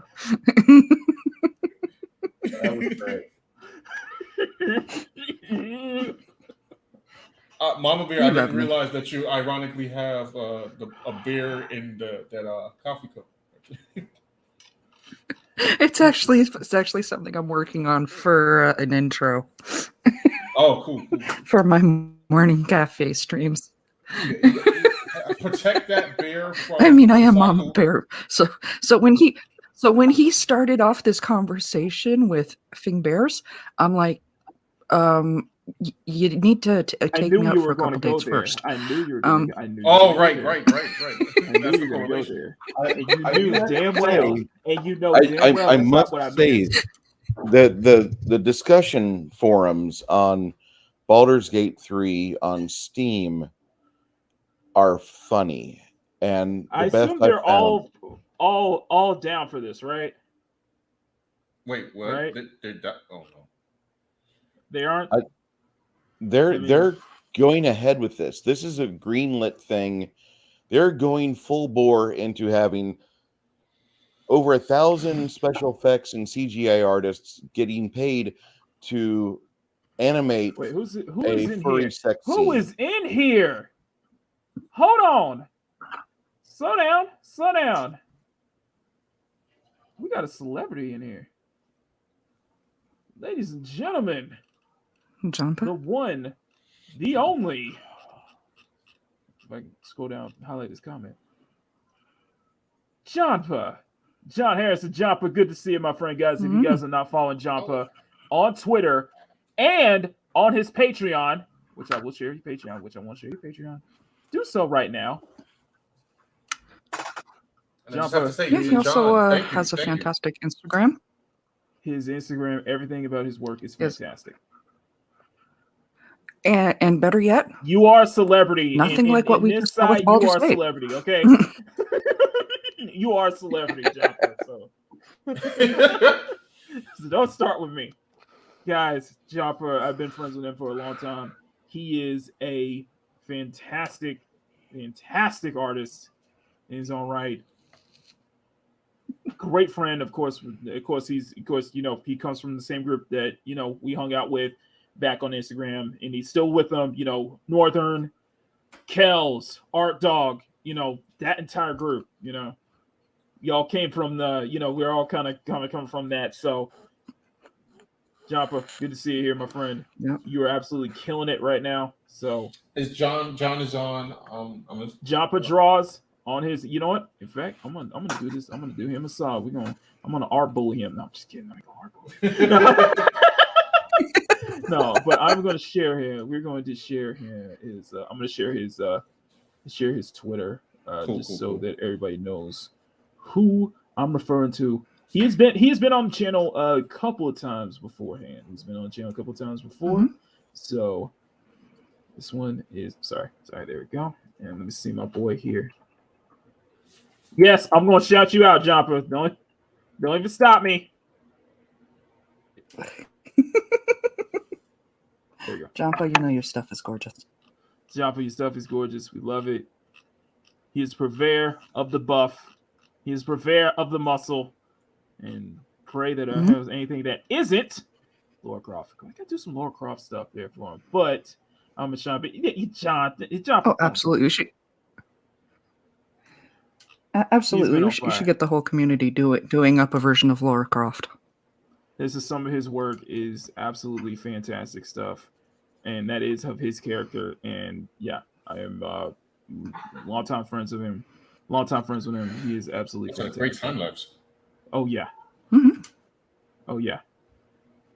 He is stunning. His work is absolutely stunning, and he deserves all the love and support he gets because he does absolutely incredible work. So, Jafo, always happy to see you, and I always got to shout you out, my friend, because you are incredible. You are absolutely incredible. So, anyway, let's get back to it. I guess that maybe somewhere along the line in Baldur's Gate trilogy, they were planning on bringing back Minx and Boo. And if you played the first two Baldur's Gates, you know who I'm talking about. Mm-hmm. Well, Boo was supposed to be a romance interest for somebody, and Boo is a space hamster. That's all I'm going to say. Okay, so let's go ahead and get into the let's take out of this and let's get into the art therapy portion of the stream, shall we? Is this the recovery session? Yes. Okay, got you. Yes. All right. Where should we start? Where should we start? We got work all over here right now because we all need a palate cleanser. And fortunately, we're giving y'all at least 4 pieces of palate cleansing right now. So, Sean. Yes, sir. What you been up to, man? Aside from the art contest, what you been up to, man? I've been up to some of the stuff I've been up to I can't show because there was a lot of post production on the comic book that Metal Legion. So I can't get into that because it's like all letters. Can't give us the inside scoop here. You heard it here first, y'all. Y'all heard it here first. That's what I'm saying. So I could show the page I posted on. Go for it. I'm gonna Twitter. Put you up right here. Where is it? Good grief! I need to find a way to like. Organize his work, by the way. He blew us away with his work last time he was on here. Well, thank you. Oh yeah. Just want to remember that. I gotta organize this stuff. I'm afraid to put this stuff into groups though, because it's like once you do, if you unfortunately do that right swipe, and they're all grouped, you lose them all. Right. And I'm like, I'd rather lose one than lose all. Got it. Even though I, back this stuff. Oh, this is the Laura Croft. See, everybody's doing their own Laura Croft now. I think there's going to be a trended thing once the show, when the next game drops. Everybody's going to start doing their own little version of Laura. So, you mean the one that we're not going to watch? Well, I'm not going to watch. You mean the one I'm not going to watch? Oh, hell yeah, exactly. It's kind of like why not? Stuff. You're not going to watch it, but you're going to watch your friends throw like flaming shit like at I said, Melody Max is gonna have a field day with this. Oh my god. She's gonna have at least 20 videos. She's gonna buy herself. When they put that Velma stuff out. Sorry. So go ahead. Sorry. Here you go. This is the first page of the comic. Nice. I gotta switch over. So we gotta switch it over. Oh, it's like you remember when they put out those pictures for Velma, everybody jumped on that and started showing them how Velma is supposed to be. I even got one of my own. Didn't you do that? Yeah, I was going to say, didn't you do that though? Yeah. I blame Fresh Out for that one because they supplied the pose. Not to get back into I like how Mads is humble bragging right now.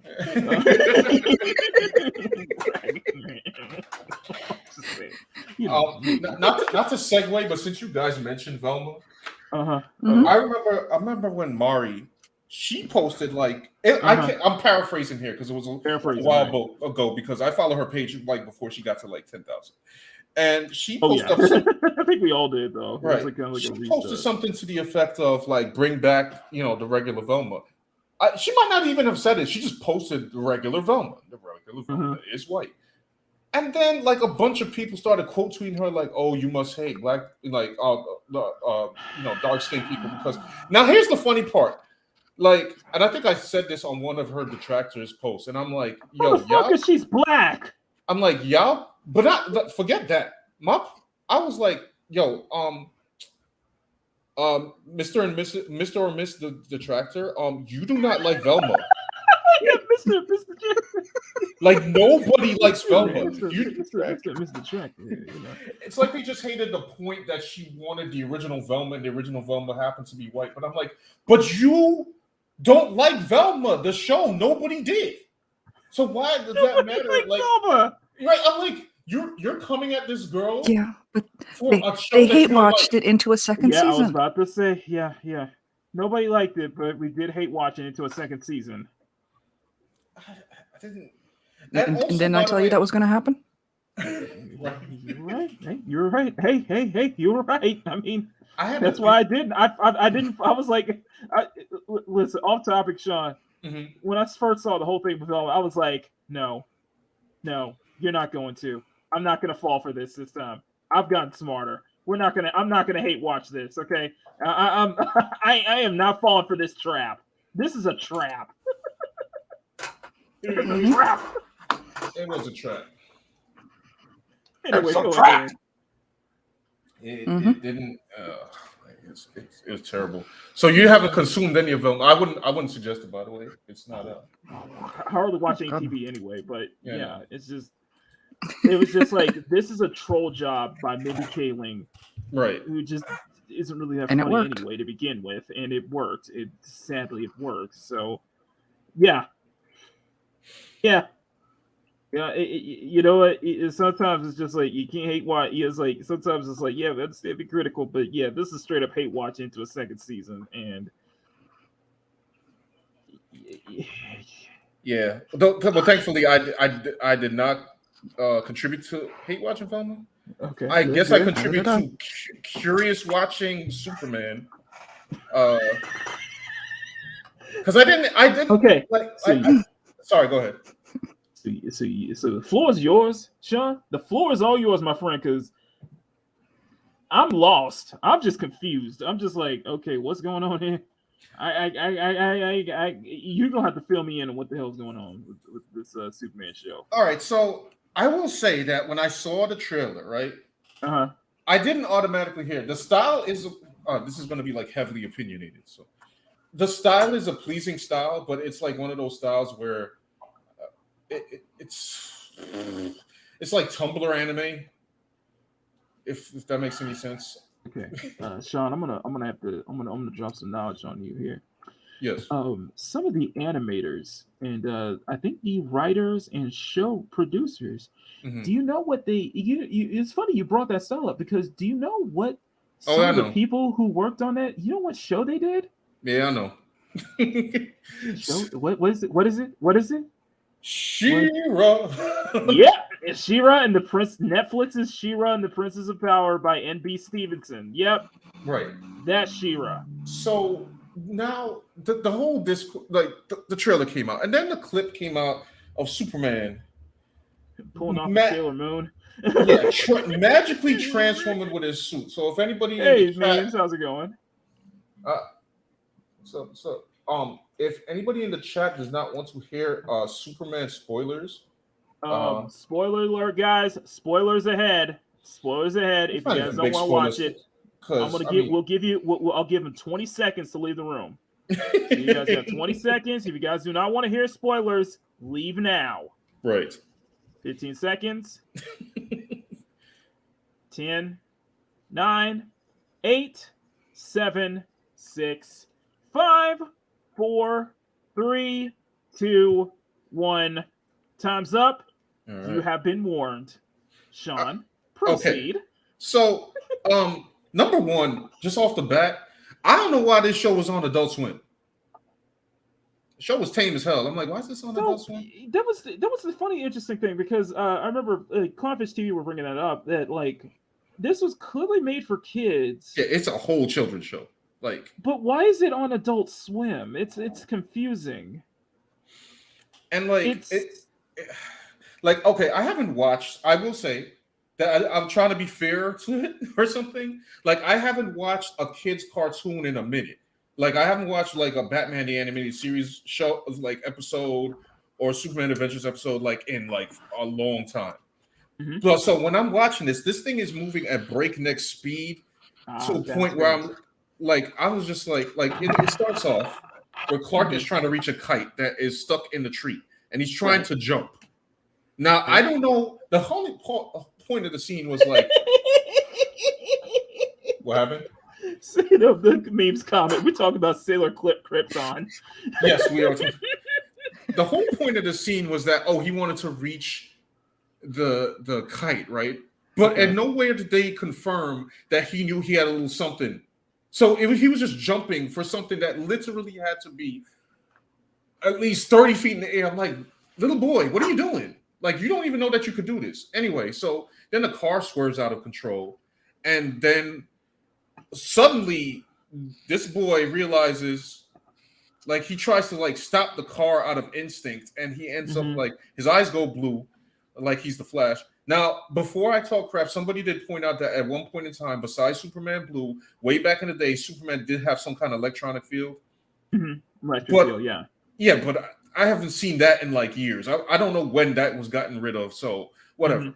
So then he speeds the car, holds the car, like pulls the car, stops the car from crashing into a tree. And then he's like, he runs back to the tree that he was trying to catch a kite from, and he leaps in the air, and he ends up flying by mistake. And now he's whizzing around air. And I'm going to let you know, the problem is everything that I just explained to you happens in 3 minutes. No offense. This sounds like this would be like the perfect starting point if the show was more like, say, like an animated version of Smallville. Like, I'm serious. It sounds like it's like a Smallville kind of thing. Yeah. Like, it's not. Somebody asked me to grade it, and I said 5 out of 10. I didn't hate it, and I didn't like it. Like, it's kind of mixed, kind of mid, kind of like. It's just like, but it's just like the initial, the initial whole thing of watching this pace move at breakneck speed. I'm just like, whoa! Like, you could have at least spent 5 to 10 minutes on that, but whatever. Right. It just whatever. So then after that, he's trying to like it's fast forwards to him being like 20 something years or 20 years old, and he sees Lois walking into a store. He automatically decides to like start like see if he has any Riz.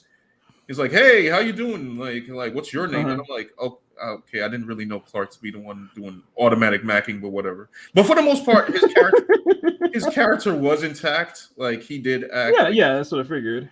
Then it wouldn't be a complete departure from how Clark usually acts. Right. So I guess you're wondering where my criticisms come in, besides the breakneck speed and the pacing. The designs. I can't with the designs. Okay. And a lot of Twitter is trying to be like, oh, they made Lois Lane a baddie now, and I'm like, I know there was a scene going on with I think this was Deathstroke and. Oh, geez, is that the worst part? Oh, we haven't got there yet. Okay, never mind. Yeah, that's like episode 2 or something. But episode 1 was pretty. It's like whatever. She was trying to like. She's an intern, and Perry, I mean Blurry White because he's black now. He okay, whatever. I mean, to be fair, they did that in the Supergirl show, and McCod Brooks is a great actor, so that's not right.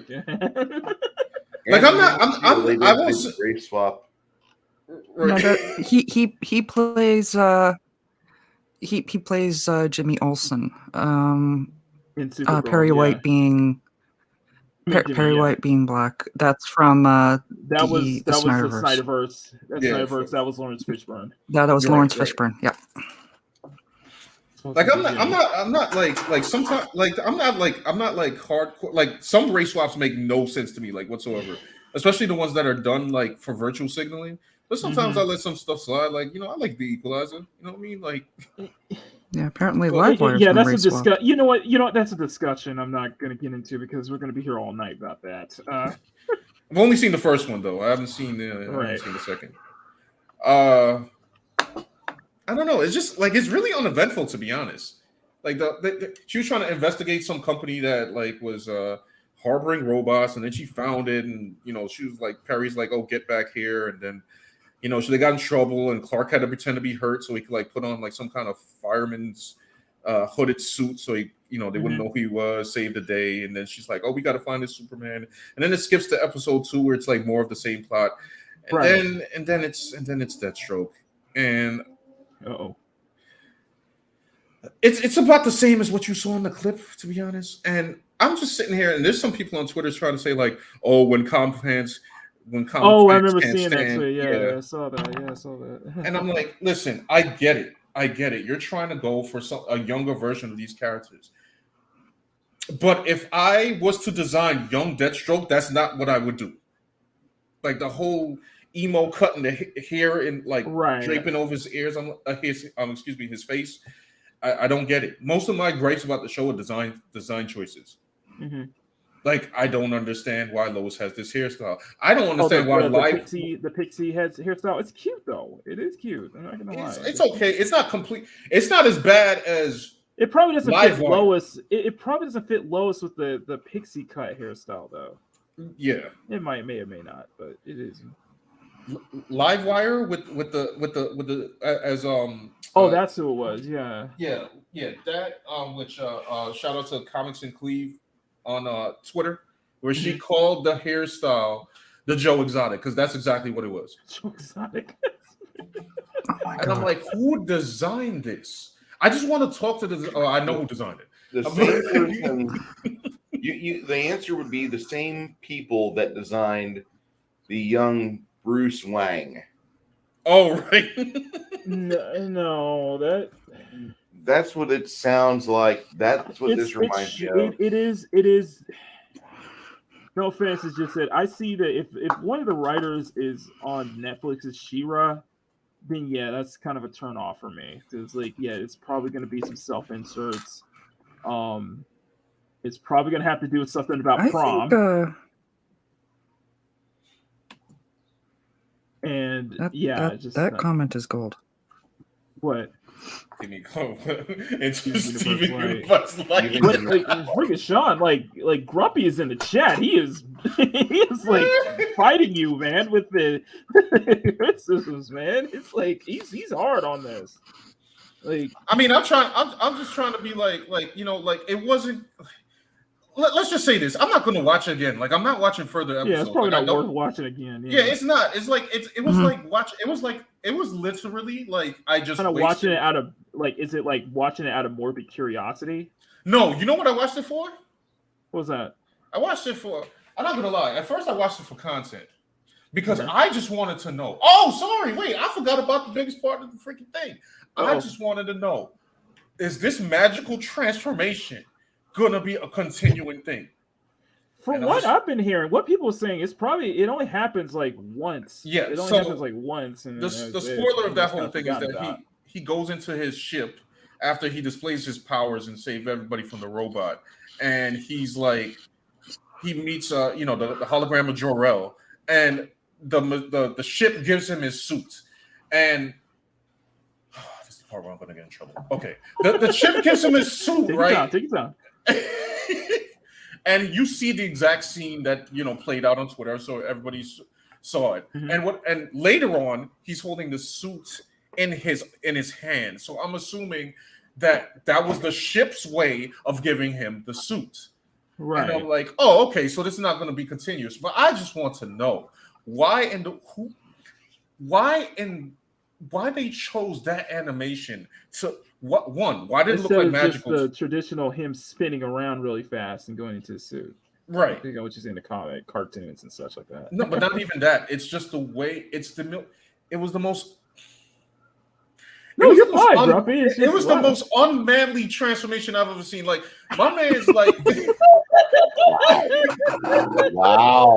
Like, that's what people say Sailor Moon right now. No, right? I've seen the transformation. He's not wrong. No, he ain't wrong.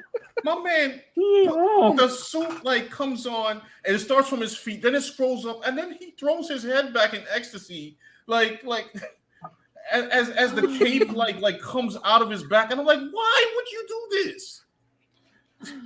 Like, what is the point of this? I'm sorry, like there's no other way to say it. Like, I'm not gonna play the audio, but should I show the clip? Yes, yes. It? Okay, all right. We'll share it here. It's okay. The audio that really should be behind it is the Sailor Moon theme song anyway. Legit, somebody tracked down the Sailor Moon transformation song and put it right beside. Here it comes. That right there. I saw that.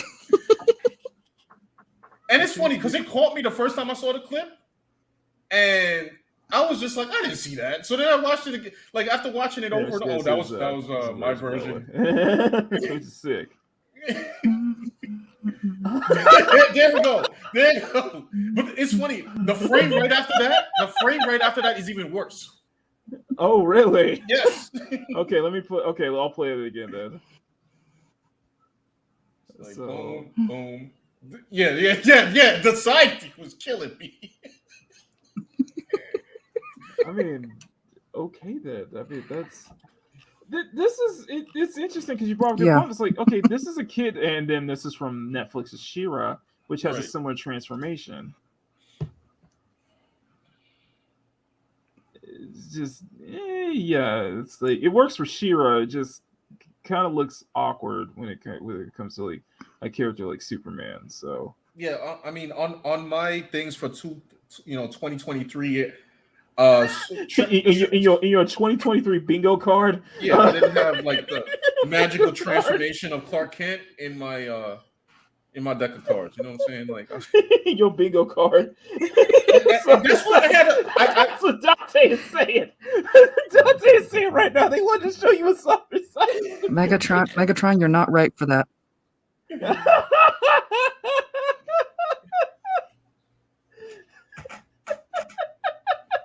I'm not highlighting that comment, but Megatron, you're not right for that. You ain't wrong, but you're not right.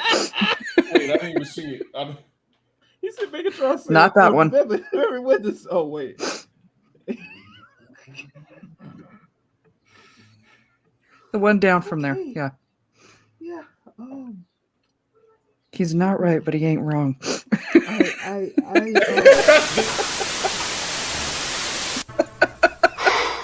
Boy, that escalated quickly. I mean, that really got out of hand fast. It jumped up a notch. It did, didn't it? So that is why I turned on the show. I was like, I have to see if this, like, I have to prove to myself, like, if for the love of God, like, did this happen like multiple times? Like every time that he needs to put on the suit, and I'm guessing it doesn't, but it doesn't make me feel any better. Like it wasn't on Dante's 2023 bingo card. Like I could not deal. I'm like, why would you do this to my man's Clark? Like, why would you? What? You know, I thought it was funny. What was it, 2020 or 2021? We had He-Man had protected Castle Grayskull and everywhere for like 200 episodes. Don't get me started on that He-Man shit. Oh god. He-Man for 200 episodes. For 200 episodes, nothing ever had problems. You know, we always chased off Skeletor. Mm-hmm. But Teela has the sword for 5 episodes, and Skeletor's Master of the Universe. Mm-hmm. Yeah, I don't. Are you referring to Revelations? Yeah, I think so. Yeah. Fuck Kevin She Smith. had it for 5 episodes. That's all I'm gonna Skeletor say. wins. That's all I'm gonna say. Fuck Kevin Smith. Kevin Smith still owes Clownfish TV an apology. Yeah, for saying that. He probably loves the Superman thing. Mm-hmm. Oh, but lastly on Superman, I was the same way he was. The same way he was running his tears out when he saw Last Jedi and Rise of Skywalker. Sorry. Yeah, but, I guess the last thing I'll say on Superman is I'm used to I won't say that I'm used to because I can't deal like sparkle a little bit. He was a little sparkly there, wasn't he? Oh, yeah, this is 100%. It definitely is confirming in my head that we should definitely have these two on at the same time. Exactly. Just let me know when. It'll be delightfully chaotic. I love it. A little bit of chaos is never bad. You know, I love it. But exactly. Yeah, I'm just like I'm looking at these Jimmy and Perry, and I'm like, okay, so the first of all, the race swap adds nothing to their character. I know that's the argument that people used to make. Oh, it doesn't like, but then it's like, if it doesn't have nothing, why? And the reason I bring this up is because why do it to a ginger? Sorry, we're gonna bring. If I have to bring that ginger photo, if I have to bring that photo, every redhead get race swap, I will. Right. It's just like I'm looking at it. I'm like, what was the point of this? Like, what was really the point of this? And what's funny is I believe there is a stealth race swap in there. Really? And people probably might have caught it yet if they looked at the casting. Okay. But I suspect that Lois Lane is Asian or mixed Asian. Oh, yeah. Because, it's like, I guess with like ESG or whatever, they're like, oh my goodness, we can't have too many white people in here. I'm going to get scared. That's what the exact thought was too. That's the exact thought process. Like, let's add let's add some flavor to this. And I'm like, all right, guys, like, what? So I feel like she's a stealth race swap, and we're probably going to find out in a couple of episodes that I won't watch. So somebody else is going to have to report this for me.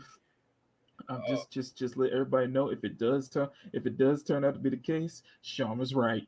Yeah, because I'm like, nowadays it's like they can't let people voice act just to like have a job and do a good job. They got to like match up everything. So the fact that her voice actor is Asian, I'm like, oh, she's Asian. Sean, if it turns out you were right, I want to see you do this right now. I want you to do this right here.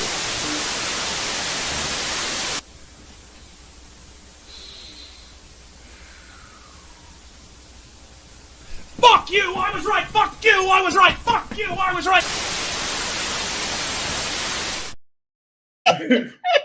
I'm about to do that as a YouTube short. It's a short. That's gonna be brilliant. Oh, and I'm just like, y'all not even like did not. Usually it's like, I don't know. It's like I don't know. I'm just speechless because it's like these spots are never really done for good faith or anything. Not really. It's not. It's just from what. Yeah. It's just I have no idea. But here's another thing. Here's one thing that I do want to bring up, and I'm wondering if you might think this would be the case. Mm-hmm. So you said that because we did say that it's like, okay, this is clearly made for kids, which is not a problem, but it's weird that it's going on Adult Swim, not on the main like Cartoon Network lineup. Yeah, I don't know what's on the. And you wonder why. It's so weird because it's not really doesn't really fit for something like Adult Swim. Neon had this theory that. Let's see if it's the same theory I'm thinking about. Go ahead. It was likely the case that it was one of those projects, like because you think about it when Zaslav took over Warner Brothers Discovery, there was a lot of projects that were axed. Right. For example, the Batgirl film, which a part of me is glad that film didn't make it to fruition. But there's another part of me that really wonders, was it that bad? I kind of want to see it. Considering everything else they've put out, I kind of want to see it now. Even if it is 100% pure cheese, I'll take a lactate to watch it. I don't care. I just want to see what kind of a dumpster fire it is, or really if it is that bad. Yeah. So I'm kind of wondering. It's like, damn.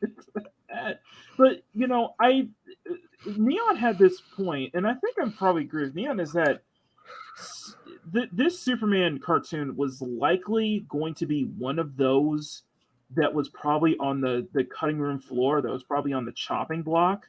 Mm-hmm. However, might have been a case where it was so far into production that they couldn't.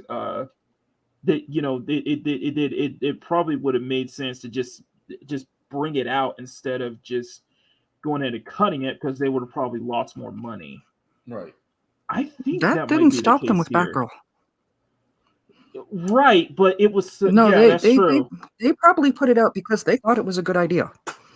Right, and the thing is, Batgirl, they just should have put up with switched up the transformation sequence with the right songs. Kal-El. Exactly. But you do make a good point, Matt, because it's like because I wonder if it's a situation, because it's like Batgirl was far in production. Batgirl was very far into production. Like, they were already basically much finished. But that got canned.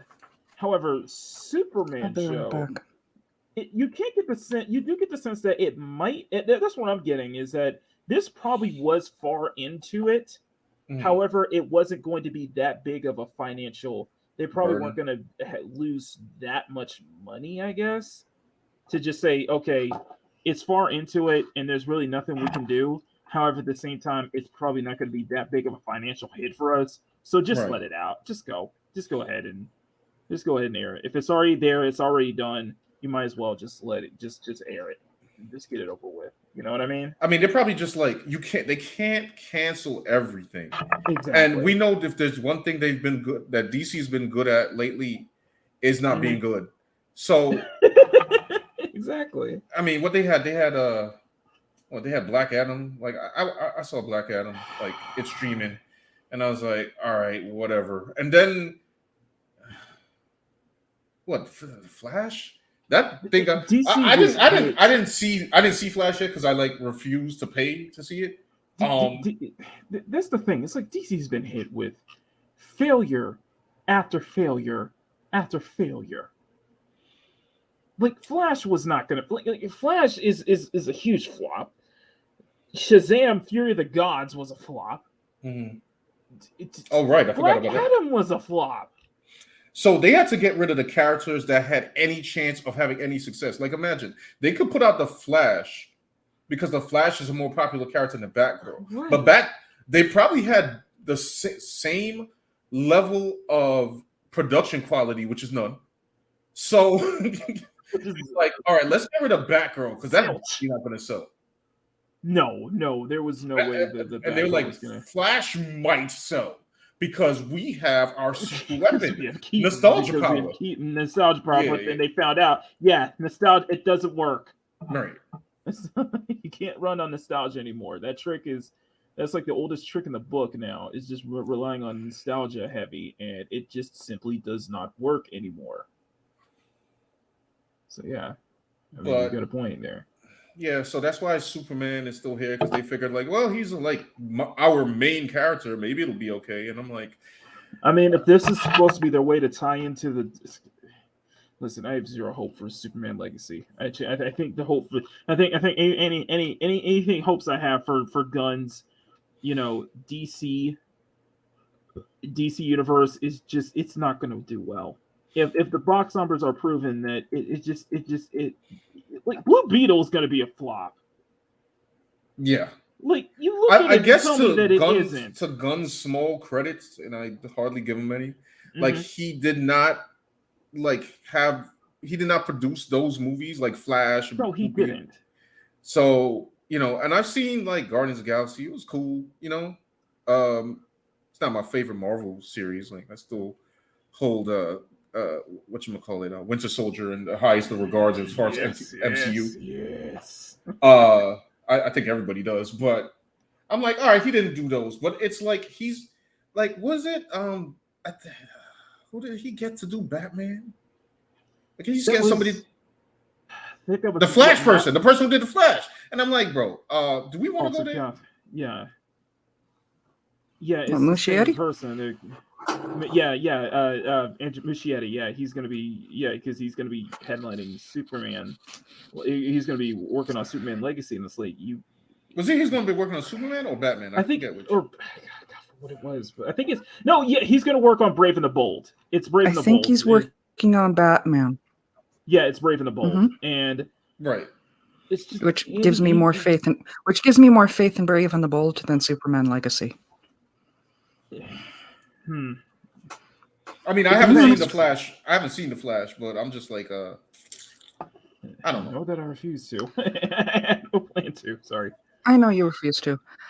There are some CGI issues, which seems to really bother a lot of people. Right. That stuff is never a write-off for me. Right. It has some jokes that were clearly added afterwards that fell flat. Thank you, Mr. Pistol.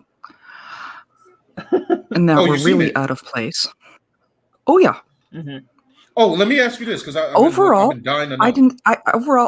I thought it was okay. You know, it is Ezra Miller learn how to run? It's full of. A friend of mine actually. That was one of my biggest complaints until a friend of mine actually helped me wrap my head around it. He runs like a speed skater. Because he does that low friction running because of the speed that he does. Cool. Can he change the high friction running? Like I don't know. Like he was doing high friction running for a whole year from the cops. Like, I didn't hate the running as much afterwards. After he explained that to me, I'm like, okay, I kind of get that now. Kinda. Yo, where's my man? What's the actor from the show? Where he at? Well, Greg Gustin, because they brought in. Of all of the flashes they brought in from the show, they was like, okay. I would have loved for them to have brought in John Wesley Shipp for Wait, for it all wasn't? of the. I don't think so. That wasn't John Wesley Shipp. It wasn't. I watched the low quality version. Oh, so wasn't you know how I run? Then? Okay. You know, have to rewatch it. You know, now that they'd have time to have a better camera. Much better camera. This is how some people watch Velma. I'm just saying that's how it was explained to me, Grumpy. Hey, y'all. We ain't. Hey, man. Just do it. If you're gonna sail the 7 seas, do it responsibly. Absolutely. Just don't get caught. Interdimensional travel from the cops. Please, it's says interdimensional travel from the cops. Yes, you're right. Come on, in my country, it's practically a pastime. Exactly. No, that's intercontinental. I'm kidding.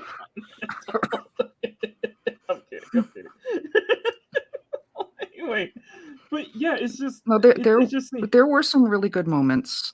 You know, when they get to the Batcave, that was a chills moment for me. You know, right?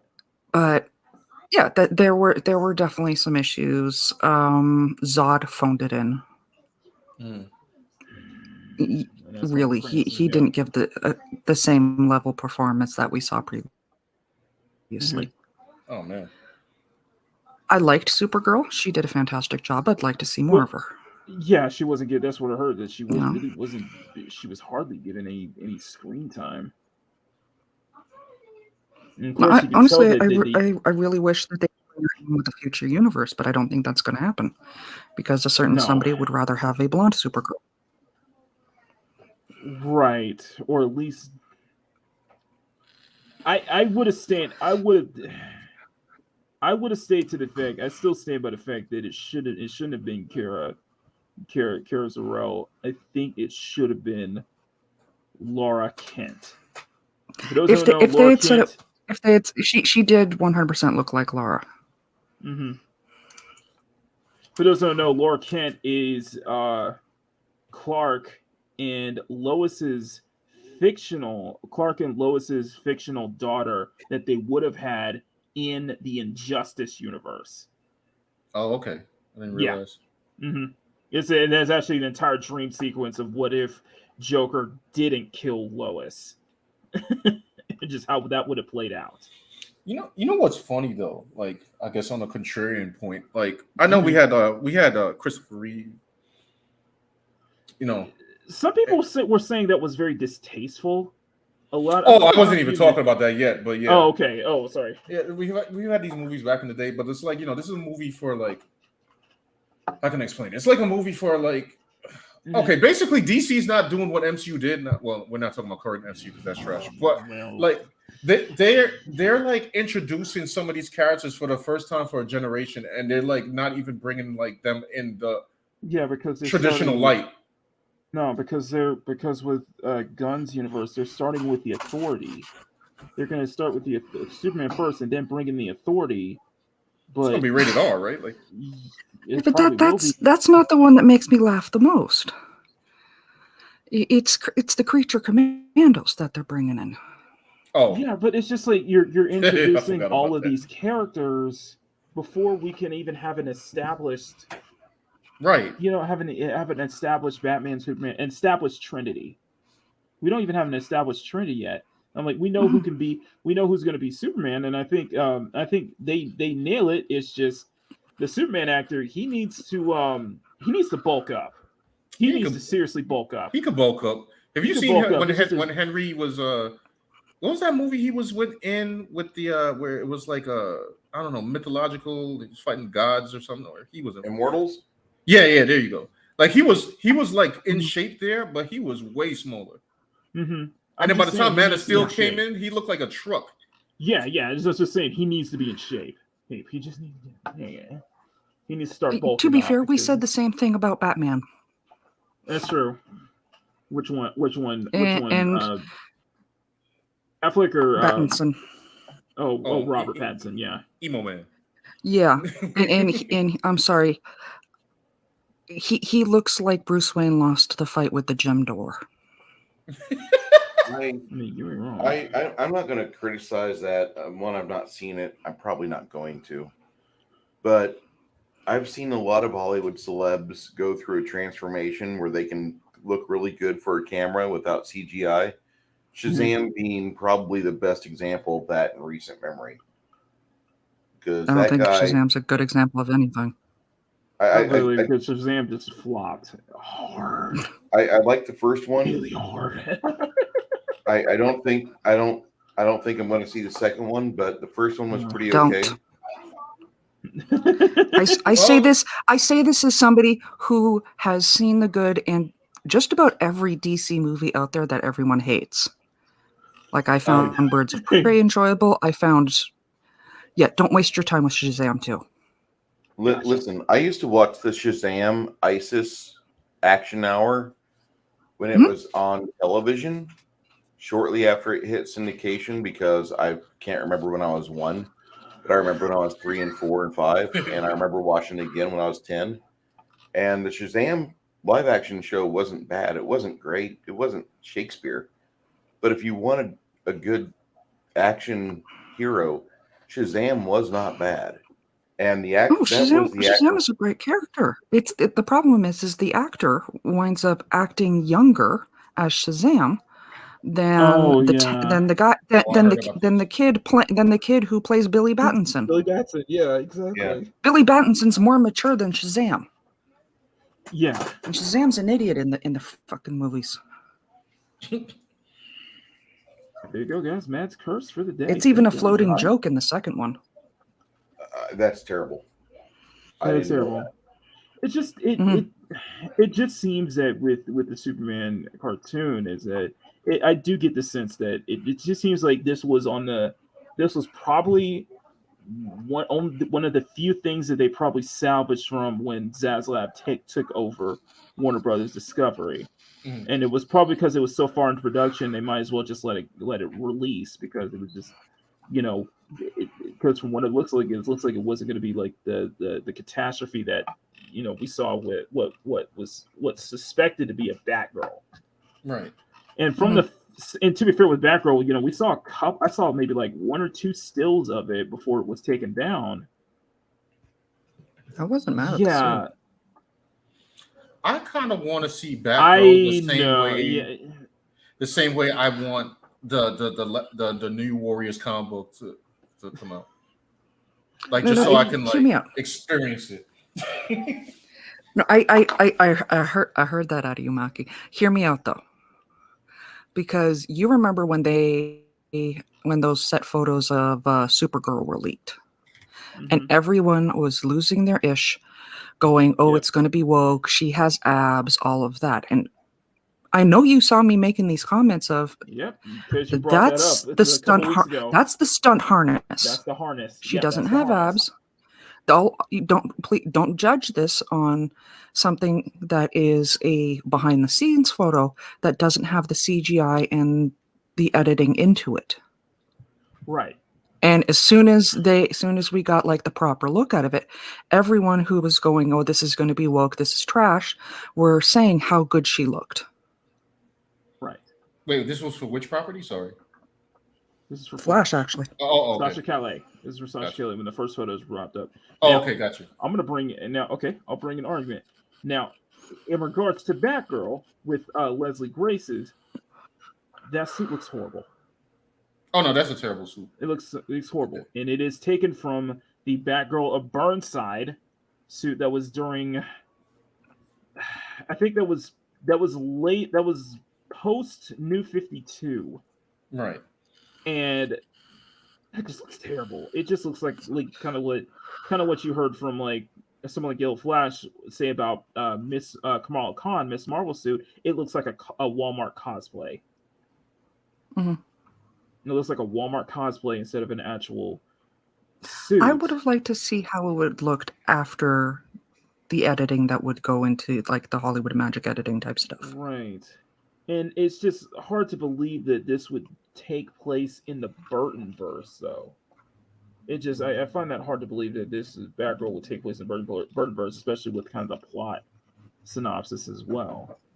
It was just like, yeah, this just isn't going to work. And because you're trying to, and I understand that this wasn't Zaslav's doing. This was Walter Hamada and Sarnoff, because they wanted to basically kind of use Flash as a way to kill off Batman, kill off Batfleck, and kill off Henry Cavill to make way so that the new Trinity would be Wonder Woman, would be Gal Gadot's Wonder Woman, Sasha Calais Supergirl, and Leslie Grace's Batgirl. Oh, that would sell. It's just, yeah, this is the Trinity for the DC film universe moving forward. And all of that was not under Gunn. That was under Walter Hamada and Sarnoff, the original team. That entire team that basically, despised everything that was made by Zack Snyder and wanted him out immediately. Right. Especially after Batman BVS and what was going on with the just the absolute just madness behind the scenes going on with Justice League. Right. Which is probably still reeling from it in some ways, shape, or form. Mads knows that my stance with the whole DCEU thing was that this was a mess. This was a complete mess, and you cannot deny. It was such a huge mess. It was so much so that they had to bring out a fire truck for this, right, Mads? Also fire trucks. I'm kidding. I'm not even sure what kind of truck that is, to be honest. But yeah, there is somebody that's pissed off about that statement. Yeah, but it was a mess. You cannot deny it was an absolute mess, and it was horribly mishandled. It was horribly mishandled. The whole thing, it was like, but it's just kind of going that route. I was like, yeah, I could see that subsequently that maybe they knew that if you went forward with this whole kind of approach to doing the new DC Trinity to be Sasha Calais, Leslie Grace, and Gal Gadot to be as part of the new DC Trinity, yeah, this wasn't going to work out. In that this wasn't going to work out. There was going to be backlash to this considerably mainly because not for the obvious, people will say the obvious she EU comments, but also, yeah, no, Matt's going doing that, but obvious, but also you never really gave DC never gave Warner Brothers. They never gave Henry Cavill and Ben Affleck an actual time to actually shine. Yeah, they never gave him a chance. There were projects. There were multiple projects in the works and such like that, but all those were canned. Yeah, and all those were dropped. I could tell you all about the Man of Steel 2 that was planned. And you'll be pissed off more than anything. All those were dropped, and when we had brought in when they were bringing in when Zaslav was stepping in, there was all speculation because it was like the biggest controversy was that Henry Cavill was dropped. Yeah. So it was like, okay, so does that mean that because everybody was expecting that, okay, so Henry Cavill's going to be dropped, but you're going to keep Gal Gadot's Wonder Woman, right? Nope, that was going to be dropped too because. And I assume, and I do believe a lot of it was just because of not specifically the fallout with Wonder Woman 84, but with how Patty Jenkins' behavior towards the fallout from Wonder Woman 84, as well as her Rogue Squadron, her proposed Rogue Squadron film, that was going to be shelved. Right. Rogue Squadron was going to be shelved with that. And, on top of that, keep in mind with Ben Affleck was that although I think he never really got the chance to become a proper Batman in my eyes, but he was dealing with he was having a serious drug problem to where Jennifer Garner, who's I guess his former wife, was trying to help him out with that, and that it was clear, and it came out that he was not happy wanting to be Batman, wanting to be in the suit during production. I think it was of Justice League. I don't know if it was during the Whedon cut or both Snyder's cut, but it was just, that's why I say that all of this was so badly. No, that was the Whedon cut. That was during the Whedon cut. Yeah, he was not happy about that. Yeah. It spoke volumes that Ben Affleck showed up to full circle. So did Ray Fisher. Yeah. It's just another microcosm of how badly handled this venture was. So just a lot of this is cleaning house. A lot of this was basically just cleaning house. A lot of this basically was just trying to start fresh, but with what you guys planned in the pipeline, it's not showing. I'm not sensing promise here. I'm not sensing anything decent to come out of it. So it does worry a lot of people, especially with Flash being such a big Extraordinary Gentleman light. Yeah, especially with Flash being such an extraordinarily bomb, with such a huge bomb the that worst superhero bomb Flash, in history. The Flash, the main problem I see with the Flash is there was too many cooks in the kitchen, which is a reoccurring issue with DC. Yep. Yeah. Trying to do too many things. It's had multiple rewrites. In fact, yeah. I mean, tons of wonderful Easter eggs in there, but it's not. It was definitely too many cooks in the kitchen, and a certain co-head of DC Studios definitely should have kept his fingers out of that pie. Just that whole because entire, the original ending that was planned was much better. Are you referring to Walter Hamada? Are you referring to?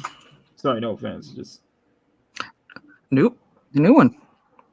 The original ending for the Zazov Flash and was Saffron? actually Okay. Oh, Oh, sorry. Mr. Pistola. Oh, okay. Yeah. Gotcha. Yeah, the one that bears a striking resemblance to both Colonel Sanders and Dr. Claw from the Put in the private Inspector chat. Gadget Put in the private universe. chat. Just dropping the name of the private chat because I'm still kind of confused. Yeah. No offense. I love you. Yeah. You totally. But- Just like No, the original ending was supposed to have Keaton stepping out of the car, and he was supposed to get contacted by, I think it was Cyborg and trying to get a hold of him, help him find his way back. Right. And that whole Aquaman thing at the end, no, that wasn't there either. Well, speaking of which, let's be honest here. You know, it got the first film broke $1 billion because China loves, because mainly a lot of it just because of China. First Aquaman film broke $1 billion. Considering the state of DC and the films right now, considering everything that happened last year with JD and She Who Shall Not Be Named, whose last name rhymes with turd situation. That's how I refer to her. I don't know if it's okay to say her name again, but she's just completely just spiraling into absolute just destruction. Aquaman 2 is going to be another bomb. Yeah, she's been really reduced out of the movie. I disagree. You don't think so? I disagree on that one, but yeah, no. Okay. It's been through production hell. It still has Momoa. It still has Momoa, yeah. It's been through production hell. It still has Momoa, and I've said it in a number of chats. Don't underestimate the pull that Momoa has. Exactly. That's a good point. When he is absolute catnip for those who are attracted to men. Plus, Black Manta is really beefed up for this movie. Right. And he's going full on beast mode, so excited to see that. Plus, Amber Heard's been reduced to almost nothing in the movie. But even then, the reduction, it's going to be that looming issue because there has been behind the scenes issues going on, such the whole thing. You know what I mean? It's been under the same production hell. It's just like I find it real interesting that in the midst of all of this, because with AH involved stuff, is like was AH the reason that that Momoa and Lisa Bonet supposedly split up? Yeah, that's what I'm wondering. It always wondered about that though.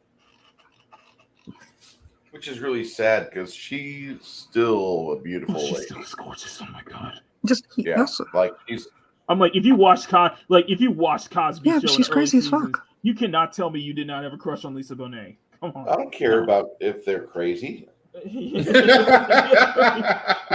cannot tell me. You're thinking that, young man.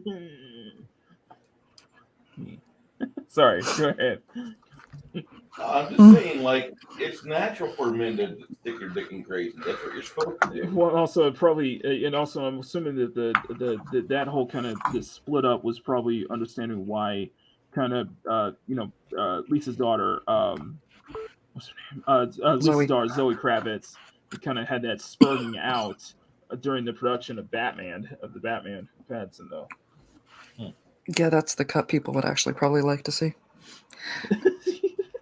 The one where she's the one where you talking about the Batmobile incident? The one where it wasn't true. It wasn't true, but oh, okay. I never really deeply looked into it. I was a little disappointed when I heard it wasn't true, because there was a large part of me that wanted to see that Batman put in a movie with Aquaman just so he would have to face down the stepfather. The axe throwing stepfather. Part of me wants to be true because I'm like, bruh, that's just straight up gangster. That's just gangster right there. I'm like, you bet. Patson just knocking the boots. Patson just knocking the dust off, basically. I'm like, okay. On top of the But seriously, I'm like, all right. What Okay, I wouldn't Blaine. have I see you, paid to Blaine. see All right. that face off. I'm like, okay. That'd have been hilarious. Okay, I see it. Okay, I'll be interested. I'm like, all right, now you got my attention. Crazy, man. That was crazy. Like even behind the scenes, you know, it would have looked a lot like when Loki met the Hulk. You know, That would have been interesting. I'm just saying that would have made the end. That would have made there would have been so much more. There would have been so much more draw if that was true. I would have been like, and y'all kept that in the film. I'm like, that's based as fuck right there. That's just based. You know what? I'm with you, Grumpy. I have to be fair. I can't say I hate it. I haven't watched it yet because I'm still struggling with a lot of things about it. I mean, the fact that they made the Riddler look like Pickle Rick is a big struggle for me. Oh God. Well, the 3-hour epic adventure of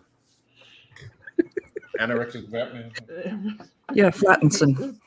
I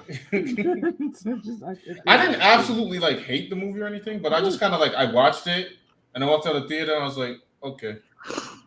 Like I just had your interest just because I'm like That sounds like I was me. still kind of stuck on him saying that he didn't want to work out. I'm like, you do realize that Bruce Wayne is actually buff. You don't Yeah, really you're, realize that you have to work out he for is that. he's a ninja in multiple martial arts, like highly skilled fighter. He's supposed to body the criminals of Gotham nightly. Can you please look like you did not lose the fight to the gym door? I'm pretty sure, like, I had a personal trainer recently, and I'm pretty sure, What's it like, called, my then? personal trainer could beat up Batman in that movie. I would not be surprised. I would not be surprised. And yeah, wow, Grumpy is really. I think I need to bring Grumpy on some point because he is just. We definitely have to have Grumpy back on. I love Because Grumpy. Grumpy is really in the chat, man. He is. But you know what? I think we punched a nerve with him. No. Hold on. I just have to say, I understand Grumpy because I'm trying to look at when I look at things. I attempt to look at it objectively. Like, all right, let's see what's good and what's bad. But like realistically, I don't want to watch any of this crap. Like, I don't care. I did not care about watching The Flash. Exactly. I don't want to watch Ant-Man. I didn't watch Ant-Man. Oh, I'm sorry. Don't you mean? Oh, I sorry. Don't you mean I don't like the actor that played the Penguin. I can't stand him in any movie because his accents are always Colin wrong. Farrell? Hate him. Colin Farrell? Oh, hate him. I have hated him since Alexander the Gay. He ran around the entire movie playing a Macedonian with a Scottish with an Irish fucking accent. So I assume that you were not you didn't like the 2012. It refused you to watch the 2012 reboot of Total Recall, right? Oh God! Yeah, no. Wait, what are you talking about? That movie does not exist. First of all. Oh wow! Okay, then. That movie does not exist. When they showed us those clips with the Cockney accent, I'm like, what the fuck? No. Sorry, go ahead. No, I'm gonna have to pull back because I'm gonna end up in a rant in this. Like I'm an '80s movies kid. You know, I'm old, but listen, you can get. Listen, you gotta give it to this. You gotta give props to this. Kate Beckinsale is one of the few women in Hollywood who's willing to go toe to toe with any guy in a fight. She's like, I don't care. I don't care if what put me in a fucking fight. I don't care if I get bodied. Okay. You know what? That's fine. I really appreciate her. She's probably one of my favorite actresses in the entire Tinseltown arena. I don't care what anybody says. Ever since Underworld, she's perfect. Okay. I like the first two. It's interesting. You know, it's interesting because we're gonna. Because I don't know if I don't know how I could circle it back to here, but it's interesting to say the least. Just kind of what's going on, and especially with Hollywood and such like that. It's and just like how everything is a mess right now. Seeing with with kind of us, this has been you cannot deny this year has been interesting to say the least in entertainment. Is interesting the word? You know how many things I missed on purpose? I can't take, or more like it's an expanding car wreck that you can't take your eyes off of, and you're seeing it in real time. You're seeing Disney just like fold. They're not even. No, they're gonna still be around, but they taking some massive L's. Like I spent this year, is insane. I spent this year literally. The Superman cartoon was my slip up because the magical girl thing got me. I was like, nah, I got to see this. But like other than that, I was just like, oh, movies are coming out. All right, let me see. Ant-Man. Oh no, that movie doesn't exist. Oh, John Wick 4. All right, cool. I'm sorry. Sorry. You're wrong. You're wrong about that. You're wrong about Ant-Man. Why? Because it's actually called Antifa Man Commie Mania. that I'm sorry. That will never. I'm sorry. I am not gonna let that go of that film. I never saw it, and I don't plan to. But the fact that Scott Lang's daughter is an activist like that, I don't get. I don't understand. Oh no! It's not the same daughter either from Endgame. It's not the same one. So who is? And just this whole thing with the whole situation of just basically the same trope of we're gonna downplay and demoralize the male hero just so we can plop up the female heroes. Oh, they got the Indiana Jones syndrome. Yeah, and the whole I'm sorry, and Bruce loves this chestnut. I know socialism is a charged word, but we got to give it a chance. I'm like, no, no, we don't. Wait. Do you mean give the word a chance to be used, or give that a chance? No. That was Michael Douglas saying that in the film. That was Michael Douglas's Hank Pym saying that in the film. No. Pause. Wait, we can't just walk past this one. He said that in the movie. In the film, yes. What the? I know socialism is a charged word. And so like, who directed this? Kim Jong-un? Like, what? I'm done. I was like, nope. I am so glad I left the MCU after Endgame. I knew what this shit. All right, so okay, on that. Thank you I left it on the high note of Infinity War. Yeah, we left it on a high note of Infinity War because we knew what the shit was going to happen. So what you're telling me is never watch anything MCU ever again. Which I stopped doing anyway. That. I'm just saying. No, that's that was one of the things that. Okay. I didn't tell you this, did I? The very reason why I left the MCU in particular is because I knew what was happening. I have been following the comic channels. Right. I have been following what's been going on in 2017's all new, all different Marvel. I know that we're going to see America Chavez. We're going to see Kamala Khan. It was coming. I saw this a mile away. That's why I left after Endgame. I saw this ish coming from a mile away. And here it is. And now we're getting such gems as Ironheart and who else? Miss Marvel. Echo. And the Marvels. Oh, I can't wait for that. Hang on. I'm gonna bring. Hang on. Hold that thought, my friend. Hold that thought because we're gonna bring that up just real quick before we get out of here. But the whole thing with Echo was an interesting read that I found out that apparently Echo had that similar situation with Batgirl when that it was probably so bad or unnecessary that it was gonna get canceled. But they had to bring it over, and then hence why they're going to release it all as the old Netflix style of releasing all the episodes out there, just so it could get out, just so it could just get it out there, because there was probably no way they could cancel. There was no way they could probably or end it, and then it's just we're getting unnecessary. Like, who asked for? I'm asking you this to everybody who watched everybody who watched WandaVision, who was really asking for a show based on Agatha Harkness? I'm curious. Literally no one. I'm just wondering, just who was asking for that? Echo, yeah, Echo's another one. Like the whole thing with I'm hearing Secret Invasion is not that good. Like Secret Invasion is really bad. Oh wait, hold on. I have to correct myself on that note. I did see the first 5 minutes of Secret Invasion just to prove to myself that the AI intro was true, and then I turned it off. So it was true, man. Yeah, it was true, and then I turned it off. I have no idea what the heck happened in it. I was just like, it was like the whole thing. It was like they refused to adapt. It was like the showrunners, they didn't want to adapt the book that it's based on, which is a loved storyline in the Marvel 616 universe, Secret Invasion. Mm-hmm. And I'm gonna bring this up right here, ladies and gentlemen. The what I love to call the pièce de résistance here. Hang on. Hold on. This right here.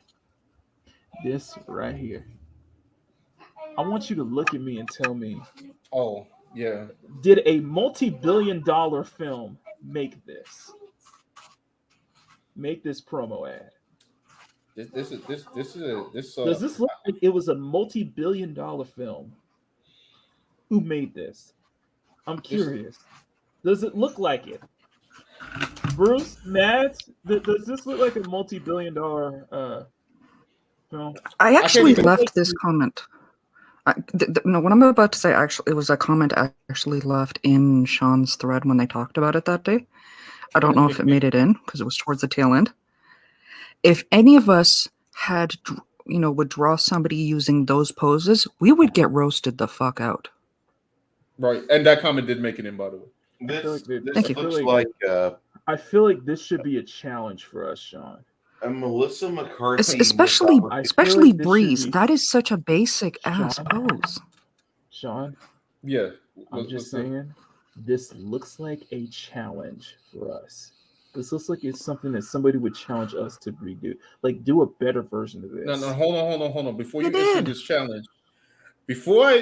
this challenge, just keep in mind that I'm still dealing with Snowflake and Safe Space. I know. I'm just saying. Poster screens. I should actually redraw mine. On anybody else?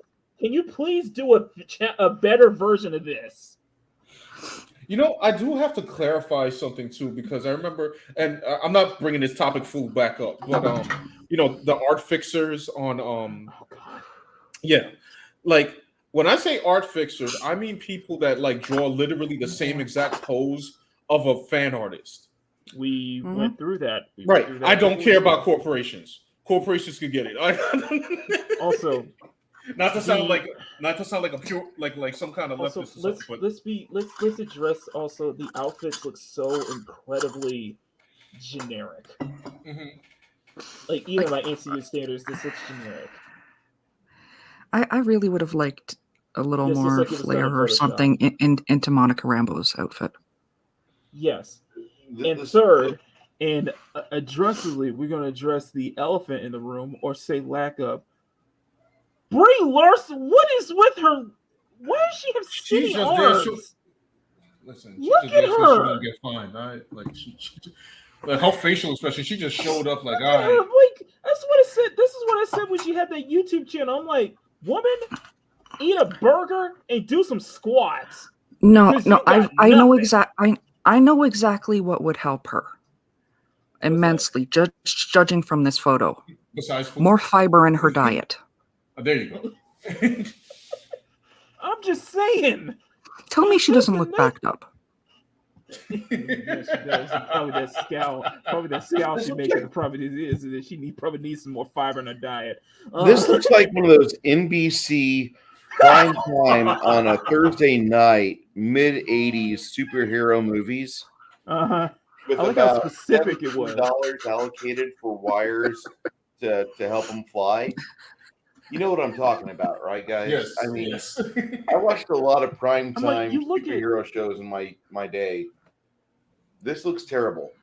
I mean, you look at Monica Rambeau's design, and you look at Brie Larson's. It's like it's very generic. It just looks At overly least Monica generic. is actually But then posing. you she's look doing at something. Kamala Khan's design, and it's like that is overly designed. I mean, overly designed. Why is everything geometric? There's too much geometry. Yeah, there's too much geometricism here, if that's even a word. I And it's really just like Kamala Khan's outfit just looks so overly designed. Like I they're really trying like to Kinsey compensate. Taylor's Captain America. Say it again. I got to thank Lethal Lightning for introducing me to Kinsey Taylor. Axel Braun is retiring, by the way. He retired from the whole thing, so there won't be a. I hope he doesn't retire, quote unquote, all the way, because I'd like to see him make a sequel to that. That With first the movie was Marvels, good. with the Marvels porn parody. That was such a good show. You're laughing. You obviously didn't watch it. The scriptwriter read the comics. 2, they had more than just Captain Marvel in it. I mean, they had a really good, well played. No, I heard good things about it. It's better than what they produce. It's better production. I'm just saying. To me, it was better than the what was that? The Doctor Strange Part 1. Oh, first Doctor Strange. I thought you were referring to Mom. Yeah. I thought it was better than first Doctor Strange. It was a really well done superhero show. Go ahead and slam me for it. I don't give a shit. Wait, sorry, what show? The Kinsey Taylor Captain Marvel porn. The porn parody. Oh. It's really not a porn parody. It's actually done in the spirit of the comics. Mm-hmm. Okay, that is hilarious. It's really, I'd say a 3 out of 5 movie. Pretty easy. I'd rate it at 65. So Mads Out was of looking 100. forward to, and I think Mads, a lot of us looking forward to the Marvel sequel where it was Rogue that was going to take her powers away. Oh man. Which That's the only way they're getting me to watch it. That's Show me Rogue, and I'm there. That's another thing I want to bring up. Axel Braun is a very big fan of comics. For those who don't know what we're talking about here, yes, I'm just going to say you have the internet. Look for Kinsey Taylor, Captain Marvel. You'll find it. You're dedicated. You'll find it. It's watchable a couple of times. If you and your father or you and your uncle are pretty close, he'll probably enjoy it too. And Kinsey Taylor has an ass. Yeah, He has a beautiful back end that has seen the inside of many, many gymnasiums. That's funny where you were going with that. What leg day is. Yeah, I was wondering where they were going with that too. I was like, Bruce, I'm gonna have to stop you at some point. She knows what leg day is. I think I'm already in trouble with YouTube already, because if those don't know, chances my are. last those don't know, the last episode of Makini in the Morning was age restricted. Yeah. I don't think this one's going to be any better considering the bear topic. Oh, damn bear. You know that I want to need some therapy for that. Listen, we don't kink shame, but Bruce does judge, and I just kind of say, listen, if you're gonna be up on this and you think that's okay, but you're gonna cry about over sexualization and ish and how we're past that and we've grown and matured. You don't have a leg to stand on. You're just a blatant hypocrite. I mean, they are the ones that's always wearing. Oh, you're only complaining because you got nothing to fap to. Fapping is the problem in this case. No, Mads. You know what that's called? Not having an argument. It's called not having an argument. That's what we call a straw man. It's a straw man argument.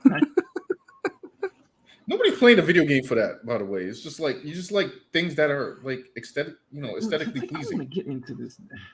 I really don't want to get into the Skullgirl shit because I had to address. Though if somebody takes that clip and dubs the bare necessities over it, no, you'll be one of my favorite people ever.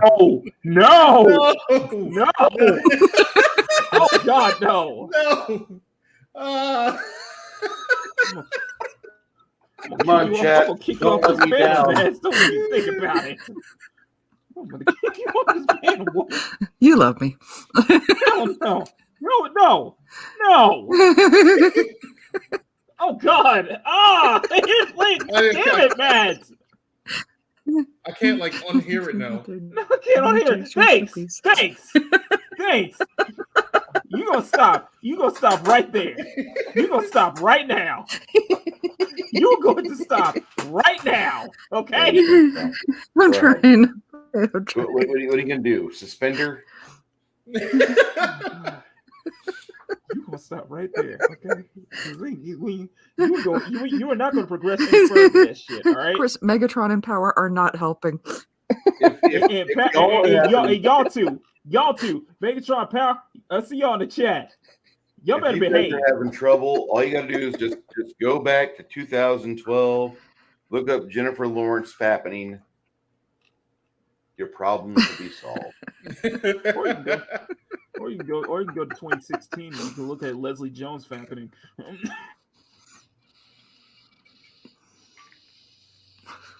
Grumpy, you know what I'm like.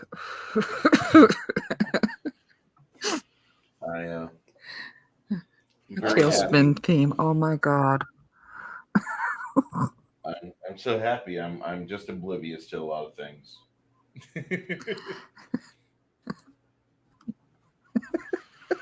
Not the droid you're looking for, Bruce. If it's funny because if that's the this is the bar that we have to look at instead of like MCU, DC, and I guess Baldur's Gate 3. I guess this is the part where you just say like, yeah, guys, anybody in the chat, you're an artist or a creator or a musician or whatever, make your own stuff because that's true. You leave it to people, and all of a sudden now you're dealing with bears and a man who can't run correctly as the Flash. Like it's gotta make our own stuff now. I mean, to be fair, it's Ezra Miller, so you probably would be. By the way, I was over. He'd be running properly at the same time trying to have sex with a bear. He would be the one. Actually, he would be the bear. In fact, I'd also have a small crisis going on. Yes. A friend of mine, a friend indeed. He was in DC this last week, and he misplaced his personal happiness powder. Yeah, he was at the White House trying to hook up with one of his secretary buddies, and he misplaced his little personal happiness powder. If any one of you could just do me a solid and get that back for him, because I wouldn't want to have him unhappy. Lost it. He spilled it somewhere. He lost it somewhere, apparently. Anyway, let's go wrap this up, Sean. Was this worth coming back a third time if we asked you to come back on? Oh yeah, of course. Okay, I promise I will not blindside you with any activity involving humans and bears next time. I promise. Listen, you can't make that promise, bro, because you don't know what you're normal, but you don't know what the world's up to. We'll be dealing with alligators next time. Oh God! Look, I don't put anything past any ESG companies, any SJWs. I don't put anything past them. No, they will come up with a thing. They will make a thing. If y'all learn anything from this day, if y'all learn anything from today's stream, is that this ESG shit's gotta stop. No, it don't make any sense. No, Sean. I hate to break it to you, there actually are signs in Florida that say, please do not molest the alligators. Okay, see, now... Well, it's Florida. So, I can't make this up. Well, it is Florida, so... Jay also lives in Florida, too. A lot of people live in Florida. Come on now. I know a lot of people live... know a lot of people who live in Florida, and I legit I posted a while ago, and okay, y'all in Florida scare me now. I think all this. You know what? See, Stunning. I'm going to be very. See, if they do protest, that'll be the only time that I actually will support PETA. Oh, high five. Oh, I can't wait. I can't wait. You know what? I could look past it. You probably kill more animals than you save, but I'll go ahead. Go for it. You know what? I'll support you, PETA, on this one because this shit is got to stop. I just want to know because this. I think all this shit that goes on in Florida, I think all that shit is just drunk 3PO's fault because he just wants content. And it's like, go outside again. Come on, man. Hold on, I'm looking at the Florida Man book right now. Come on now. It ain't nothing F-list. Okay, exactly. Grumpy said, Grumpy with me right here. Florida Man ain't in the F-list. Okay, Wu-Tang style. Oh my God, Sean, thank you for being here, and thank you for this pseudo art discussion that we had because this is. I guess it was pseudo art. What you're showing us right here is absolutely stunning. Oh, thank you. Absolutely stunning. It's funny because I've been drawing it here, and I'm like, yeah, I'm gonna go finish it on Makini's stream, and I'm like, oh, this is not even near finished. I'm like, good Lord. Like I barely even started on mine because I've been goofing off apparently, and I need to learn to do better. I was refining mine, though I do have something I need to finish up later. All I got is like one layer of rendering. This is all I got. Like I just finished the flats and just got one layer of rendering. That's about it. Because I was okay. To be fair, it was the same thing that happened last time. Yes, but this is a trend now. We have too much fun when Sean is on. That's why we need to have fun. No, but it's a case where it's like I'm trying to draw and share the screen, share any articles that we want to talk about. You know what I mean? Yeah. And look at the chat, and you know, that's why I like doing the Monday morning shows. That's why I love doing Makini in the morning because it's just me. I can look and then I can glance up at the chat once in a while. The chat's not as I would love it if the chat on my morning shows were just as active as this, but it is what it is. We still get a lot done though. I just gotta learn to be more productive while we're still doing all this. You know, I will say it's entertaining for people to see, but it is low key kind of hard to draw and stream at the same time. Right. Mm-hmm. Right. And there's a lot of art channels that I follow on YouTube who are able to do this just with the flawlessly. You know what I mean? Right. So it is what it is. But once again, Sean, thank you for being here, man. No problem, man. This is your contest piece, right? Yes, this is the contest piece, not the ISOM thing that I did the ISOM for practice. Bro, there's some serious pieces of fan art in that contest, man. Oh yeah, I've seen a couple. I was like, man, whoa. Damn, like freaking blown away by a lot of them. I'll take reasons why I bowed out of the contest for 500, Alex. That's for you. That's for you, though. When I heard the few that I know that are going into this contest, I'm like, you know what? I'm good. There's no way. But you know, this is amazing stuff, and you know, we look forward to more of what you're dishing out, and we're looking forward to have you back on so we can have an actual art discussion and not so I don't blindside you with bullshit. I guess in a mini art discussion, if people want to know my process here, the piece is very busy. Yes, there's a lot going on, but that's why sometimes when people see my art, that I'll on a different layer, I'll blur the background out a little. Yes, just so like artistically you can pay attention. So like I do that. A lot of artists do that. I do that myself. Yeah. If I do at first I was like, oh, you guys just not showing detail. I'm like, you know, in my younger days, and I was like, no, they need to do this because if I submit this as is, it's going to look crazy. Like they're gonna look at it and it's just gonna like hit them in the face. Like, what am I looking at? So once I'm finished, I'm pretty much finished with the flats here, and I'll add some like gradients. But the I'm not sure what these monsters are called. I'm gonna have to blur them in the background out so that Bloodroot like can take center stage, and I might blur the forefront hand a little bit. The hand. Mm-hmm. Yeah, it's just for depth of field effect. Yeah, depth of field and such like that. Right, and that Yeah, just to help draw focus. Yeah. Or you can do you could probably do like a motion blur if you want to do it if it's supposed to be like in motion or something like that. Oh, that's another idea too. Yeah, I learned about that too. Right, but I know I have to do that because if not, the piece is just gonna look like mud. And I'm not trying to I started doing that some of my comic panels too. That's why I was reworking it too because it's about to get sent to print. Right. So I'm like, all right, let me make sure this looks like something. Like on the well, actually, I guess I have an example on the page I showed earlier, which is come on. Let me see if I can do that without showing off all my pages. Can you show off the one that blew all of us away when you were first on here? I can't even remember what that was. I think it was the one you spent 63 hours on. It was oh Jesus Christ! Hold on. This Bruce hadn't seen this. Bruce, holy cow! This hurt me. This blew us all away. This one absolutely hurt me. Making this beautiful. Thank you. It was sick. I was like, wow. There's more hours added to it too because I think I did something to it. So now I gotta go back and look. Canvas information, unless it's statistics. 71 hours. Yeah. So I guess I added an hour or two. I forgot what it was last. I think it was 67. Right.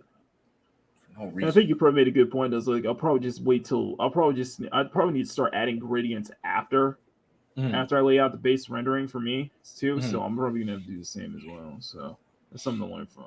Something to think about, See, you do learn something here. We did move off a lot, but you still learn something, right? In art form, in terms of art. So this is an educational stream. You learn so many things about everything in the 90 stream. Exactly. So anyway, we are going to wrap it up here because I did say it because we're at the 2.5 hour mark. I hadn't eaten lunch and I still got so much I need to do before tonight. Anyway, so Sean, once again, thank you so much for being here, my friend. Thank you. No problem. Thank you. Can you please tell everybody where they can find you? And Sean's links will be in the chat, guys. Right. So my Twitter will be there. I have a comic book. Actually, I'm prepared this time. Redcomicbook.com. It's the last book that me and my boy Dan made. So this is a Red Riding Hood in the cyberpunk future. That is on my Twitter for sale. So shipping out ASAP once we get the orders in. So that one's available. And the other thing that I had was this book that is this is getting fine-tuned. This is called Middle Legion, and that's a wholly different right. Nice. All right. There you go, guys. Thank you, Sean, being here. Again, Sean's links are in the description, and if my mods can put them in the chat, please, really appreciate it. All right, now next up is Mads MamaBear. Mads, what you got for us? What you got? Let me put the camera on. I'll drop the links in a moment. Okay, started this yesterday on the morning on the cafe string. Obviously, that's going to be cafe related. But I do have to go back, do a little tidy up with it, and obviously do the lining work. So that is going to be on a bonus live stream this week. I meant to do it today, but life got busy. So yeah, stay tuned. Very nice. Because this was this was my most requested character. Okay, very nice. All right. Thank you so much, man. So you guys know where you will find her. She does her morning streams every Saturday morning at around 7 my time. 7 my time. So next up, actually, they're at 7 my time now. 7, so which would be 10. There is going to be a poll coming up as to when it's going to be.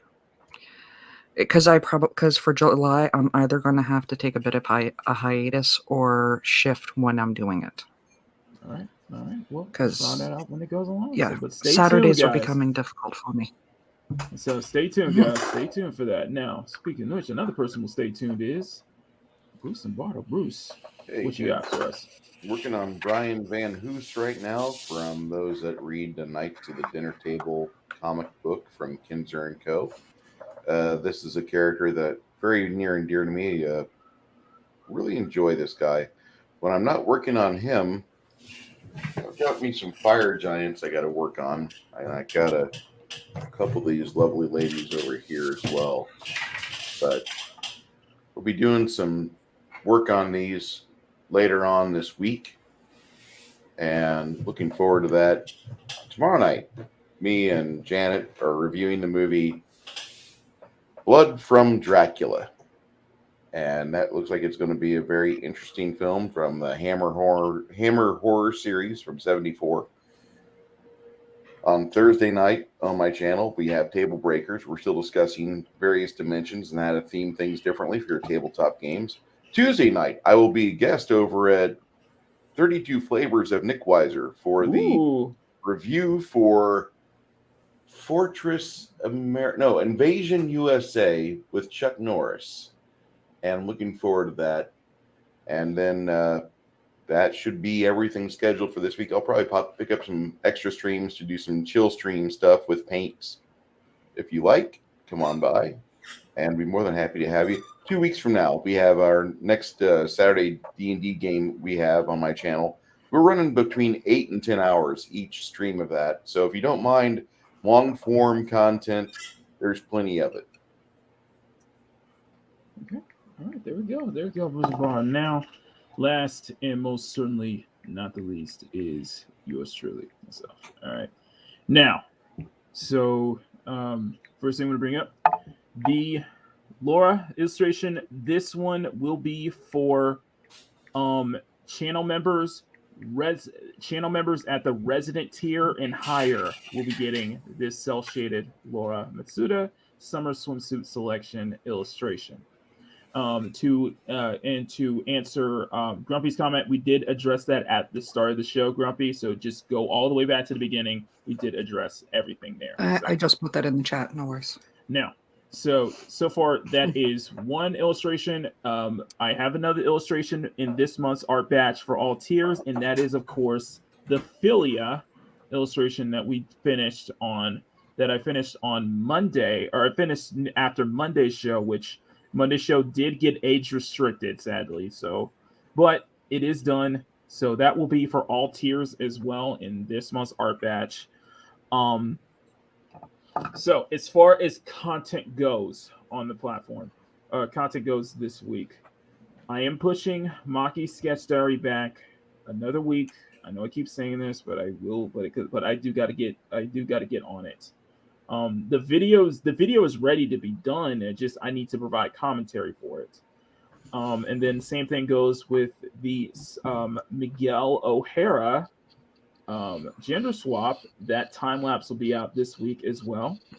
Laura will be a time lapse as well. I have been posting some stuff on the Shorts tab. If you guys have not checked out some of the YouTube Shorts I've been doing, just short time lapse videos, and on top of that, I think next Sunday will be a regular show. I think we have any guests lined up. However, I do need to reach out to a couple more people to see if we can get on a couple more before we wrap it up in August. So, by the way, guys, the season finale will be on the week of the 3-year anniversary. So that will be. So we still got a couple more. We still basically got a month and a half. We basically got 2 months left of this season to go, and we have a lot of content, which brings me to kind of an unfortunate thing. So, my schedule has been changed.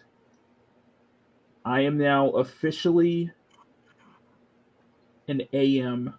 I officially work in the mornings now. I work from 8 to 5 starting next week, or starting this week, starting tomorrow.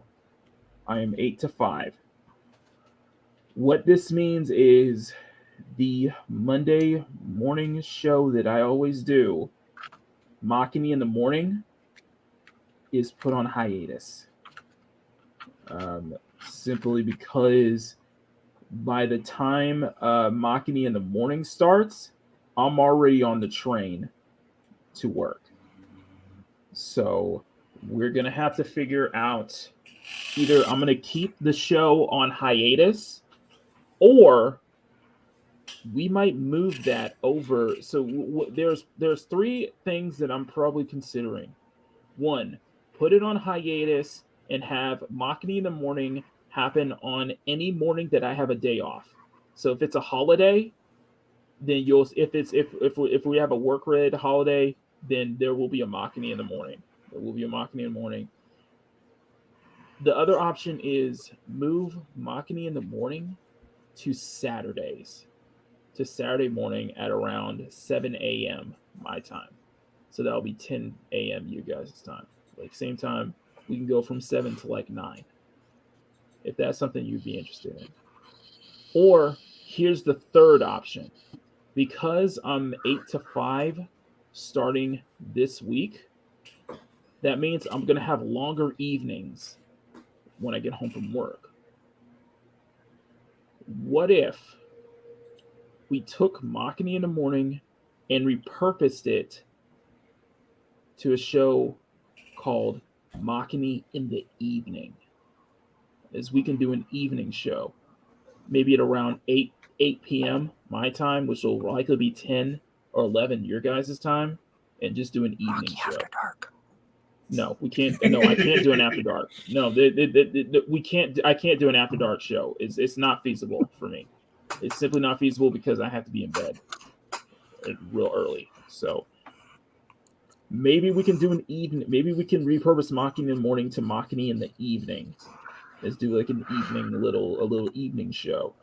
Maybe on the same time on Mondays, or maybe like Mondays, Wednesdays, Fridays, where I can catch up with you guys in the evening at sunset, at sundown my time, and we can go for just 2 hours, because 2 hours is probably I'm willing to give for a stream like that, or at least on weekdays. But for the time being, it's likely probably going to be the first option, where Makini in the morning will probably be on hiatus, just because of my scheduling.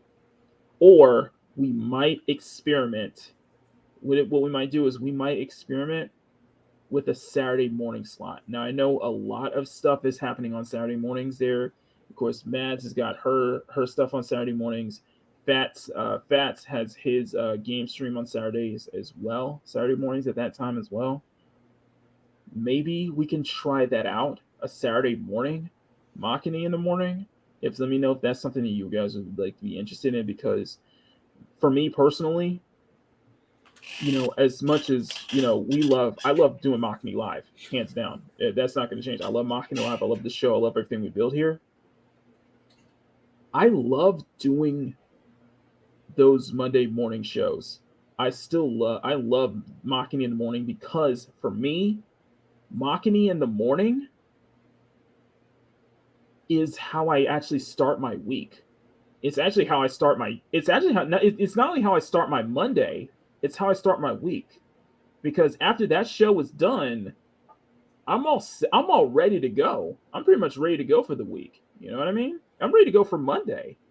And I feel like that was like the perfect time slot for that Monday morning fix. Or if anybody who has that case on the Mondays or want to get their Monday off on the right foot, Makini in the morning was perfect, because it was right after 0 hour on Loki's Mornings of Mischief. So the thing is, I can't do an after dark. It's just not feasible for me. And two, it's not my style. It's just doing an after dark. It's just not my style either, mainly because of time zone. I'm West Coast guys, so I'm hours behind everybody else technically. So I see y'all in the chat. It's not going to happen. But maybe we can test. Maybe this Saturday. I hear you laughing, Matt. Maybe this Saturday we can test. We can do a little test on Makini in the morning on a Saturday, and let's see how that works out. If that's something that you guys would like for me to continue moving forward, we can make that a permanent Saturday morning slot. So at least that way, That way you guys got that. You got that fixed. Hell, I was even thinking about. Before we started the show, I was really considering doing a Makini in the morning, just before Makini Live, almost as like a pre-show.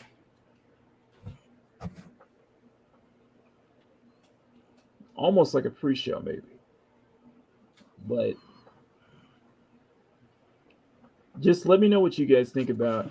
Let me go see how you guys think about that. Now, as far as tonight goes, we do have Most Wanted, so we are continuing that tonight. We're continuing Gabriella's story through that.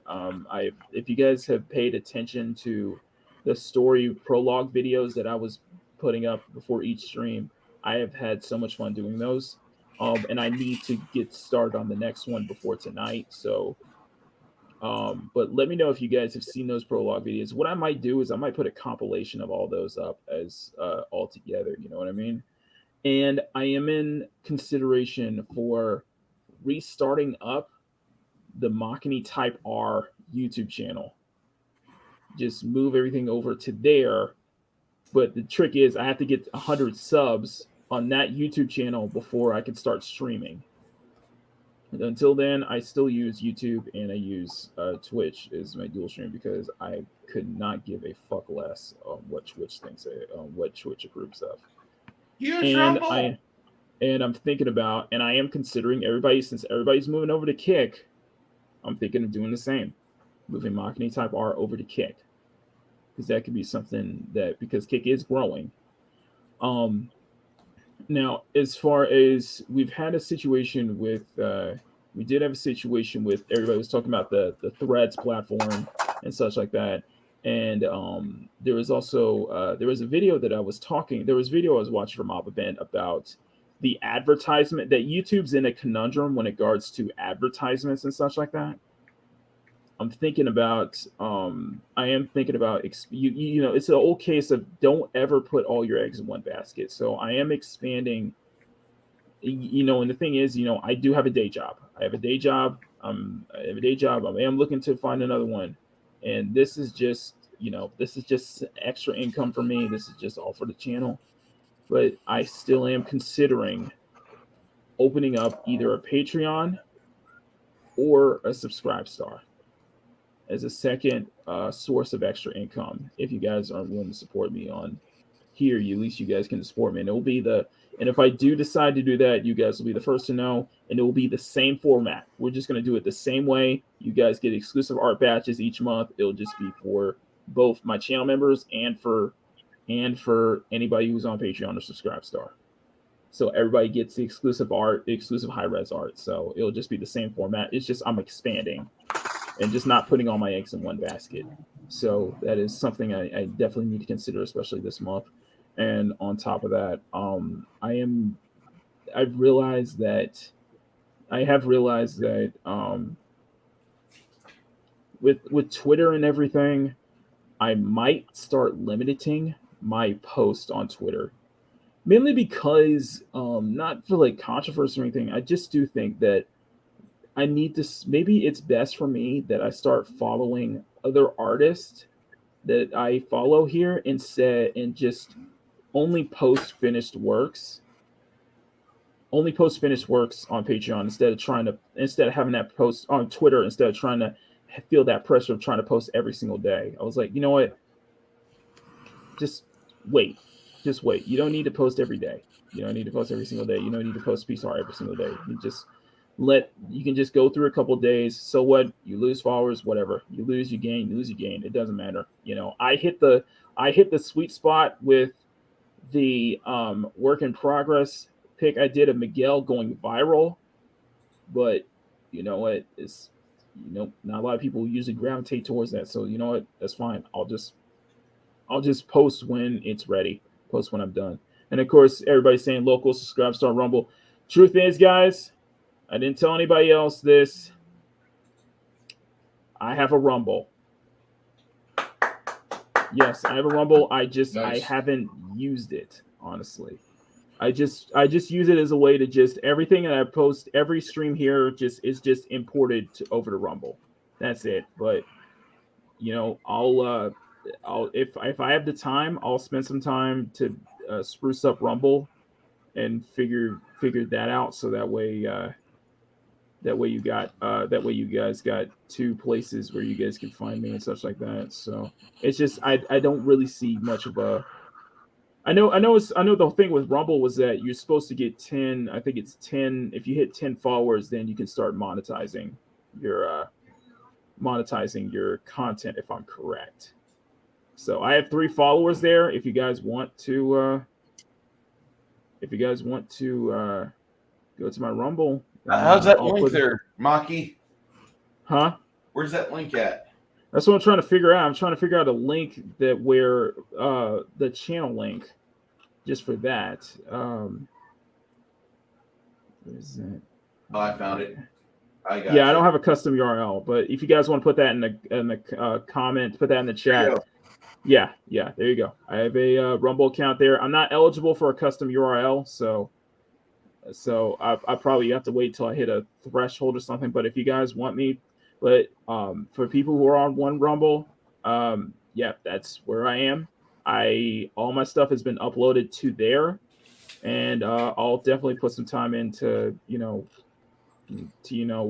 just spruce it up a bit so that way it looks presentable, and that I can add it to the outros and such like that. So yeah, I have 3 followers on Rumble. I'll just show this. I have 3 followers on Rumble, but everything has been 4. Okay. But everything has been everything I upload has been re-uploaded to here. So there you go. It goes all the way back to the birthday bash that we had. So if you guys want to go for that, go for it. I'm happy to see you there. So anyway, that's it. That's all from us, guys. Thank you once again, Sean, for being here. No problem. Hopefully I didn't bore you with my little outro. No, man, listen, I need to learn from you because I was on my my live stream, and like a couple of the subscribers were like, "Yo, you need to show your stuff more," and I'm like, "Oh, you're right." Yeah. So then I had to get a bot that like you have that actually like puts my links, or mods. Yeah, just have mods. Right. Which I do need. Which there's something I do need to bring up. I know Mads does. I know Mads and Grumpy. Grumpy's not here that often, so he doesn't really do mods, and Mads tries to when he can. When she can. I am probably gonna start looking for more people in the chat who are willing to do some mod duties to put links out and such. Right. If you guys are, if I any of y'all are links. Yeah, if any of y'all in the chat are interested in wanting to be a mod on the channel, let me know. Let me know. We can do a dry run. We can do a test run on a stream to see how well you can put links out to everybody's socials and such like that. And because I just have Grumpy, I have MagitekMags, I have Bruce, of course, and I have my co-host. I have Grumpy, I have Mags, and then I just have the Stream Elements bot. But I don't really have any other dedicated mods. So if you guys are, for everybody who's in my chat, and if you guys show up, if you guys are showing up ever, if you guys, and this is mainly for people who do show up all the time to every stream that we do. If you guys do show up and you guys want to become a mod, just hit me up, and we'll do a test run, because I am looking for probably some more people to help with modding duties on the channel, since we have this panel, we have a regular thing and I miss ring regular. My phone's still terrible. Grumpy, you need to get a new phone. Like, you need to get a new phone, like, seriously. The same way Mads needs to get like an upgrade PC or something. No offense, but I'm in the need to upgrade PC. My Omen is doing fine. I'm not looking interested. Yeah, in both getting PC another and tower. camera, because I'd love to get off of the potato cam again. Mads. We'll do a test run, Yes. Stunning. We'll do a test run on that one. But I really is just kind of call out to people who do show up regularly on streams, who's willing to just go in and just drop links out and such. It's like that. So, anyway, so by the way, guys, the deadline is tomorrow. I will be If it's not today after this show, I will be spending some time tomorrow to prep the batches up for June. All the June batches, I will try to send them out, prep them up, and send them out tomorrow evening, if possible. When I have time, I will definitely try to set them up.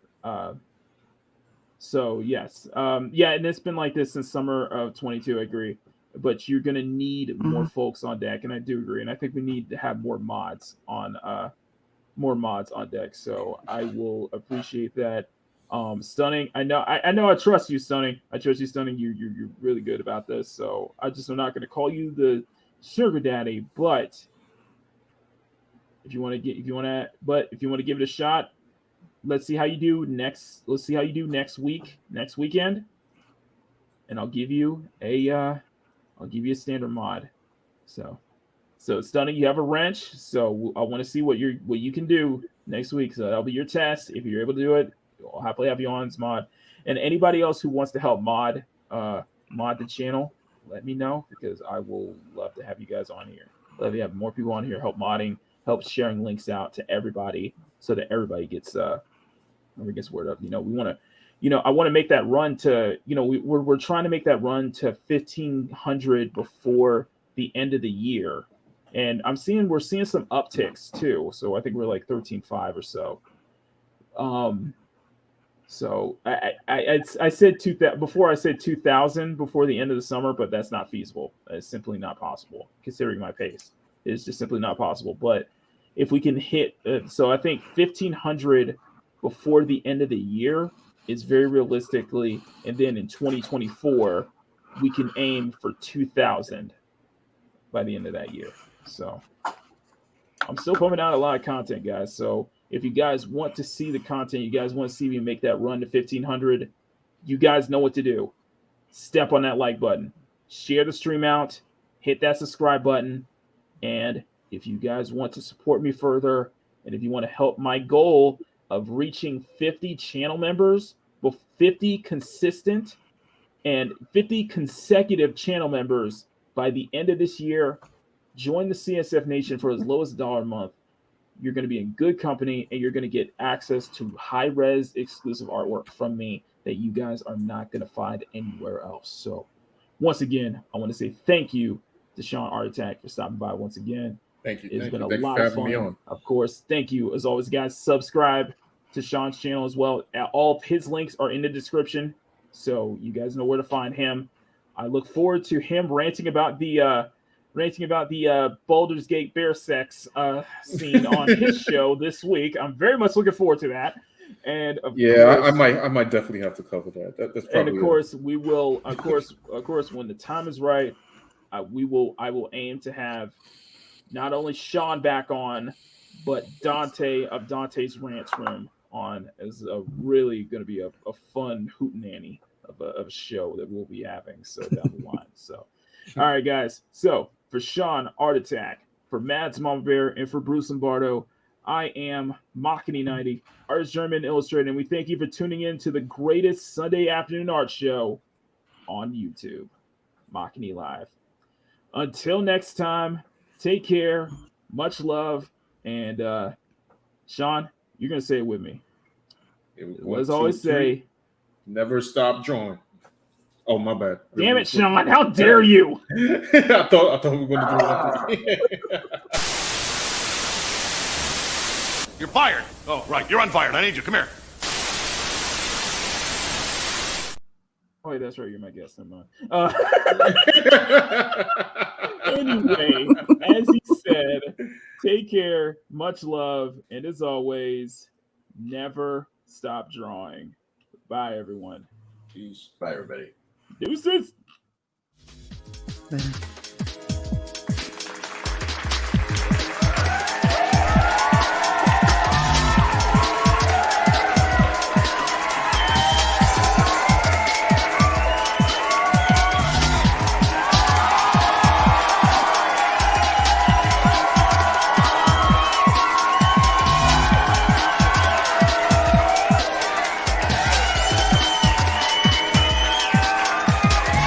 Yes, the accommodations for Makini Live are provided by Imperial Suite Hotels in Arcadia Village, right in the heart of Pacific City. Guest of the show, Fly Tuck and Roll Airlines. It's the official airline of Makini Live with over 300 destinations worldwide, including to and from the CSF Nation. Fly Tuck and Roll Airlines. Remember, you can't SKOOL without a little tuck and roll. Okay, I forgot to mention, so the member list has been updated, so because we did get some new members this week, and next week I want to say thank you to Stunning as well for the gifted membership. The new members, their names will be added in the credits of not only Saturday's Makini in the Morning video, but next Sunday's show. So your guys' names will, the new members, your names will be in the credits as well. So thank you once again, everybody. Take care. Much love. Never stop drawing. See y'all later. Bye.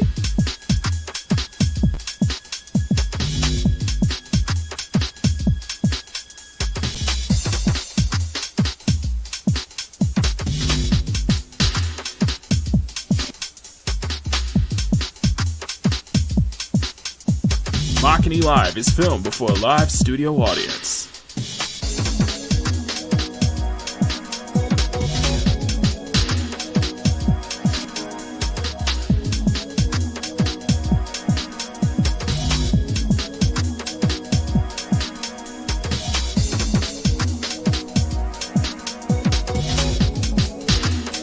Makini Live is a Makini Draws production in association with Channel 90 Television and is distributed by CSF Nation Domestic Television Distribution. Booyah! Done. All right, there we go. That's all I needed. Thank you so much.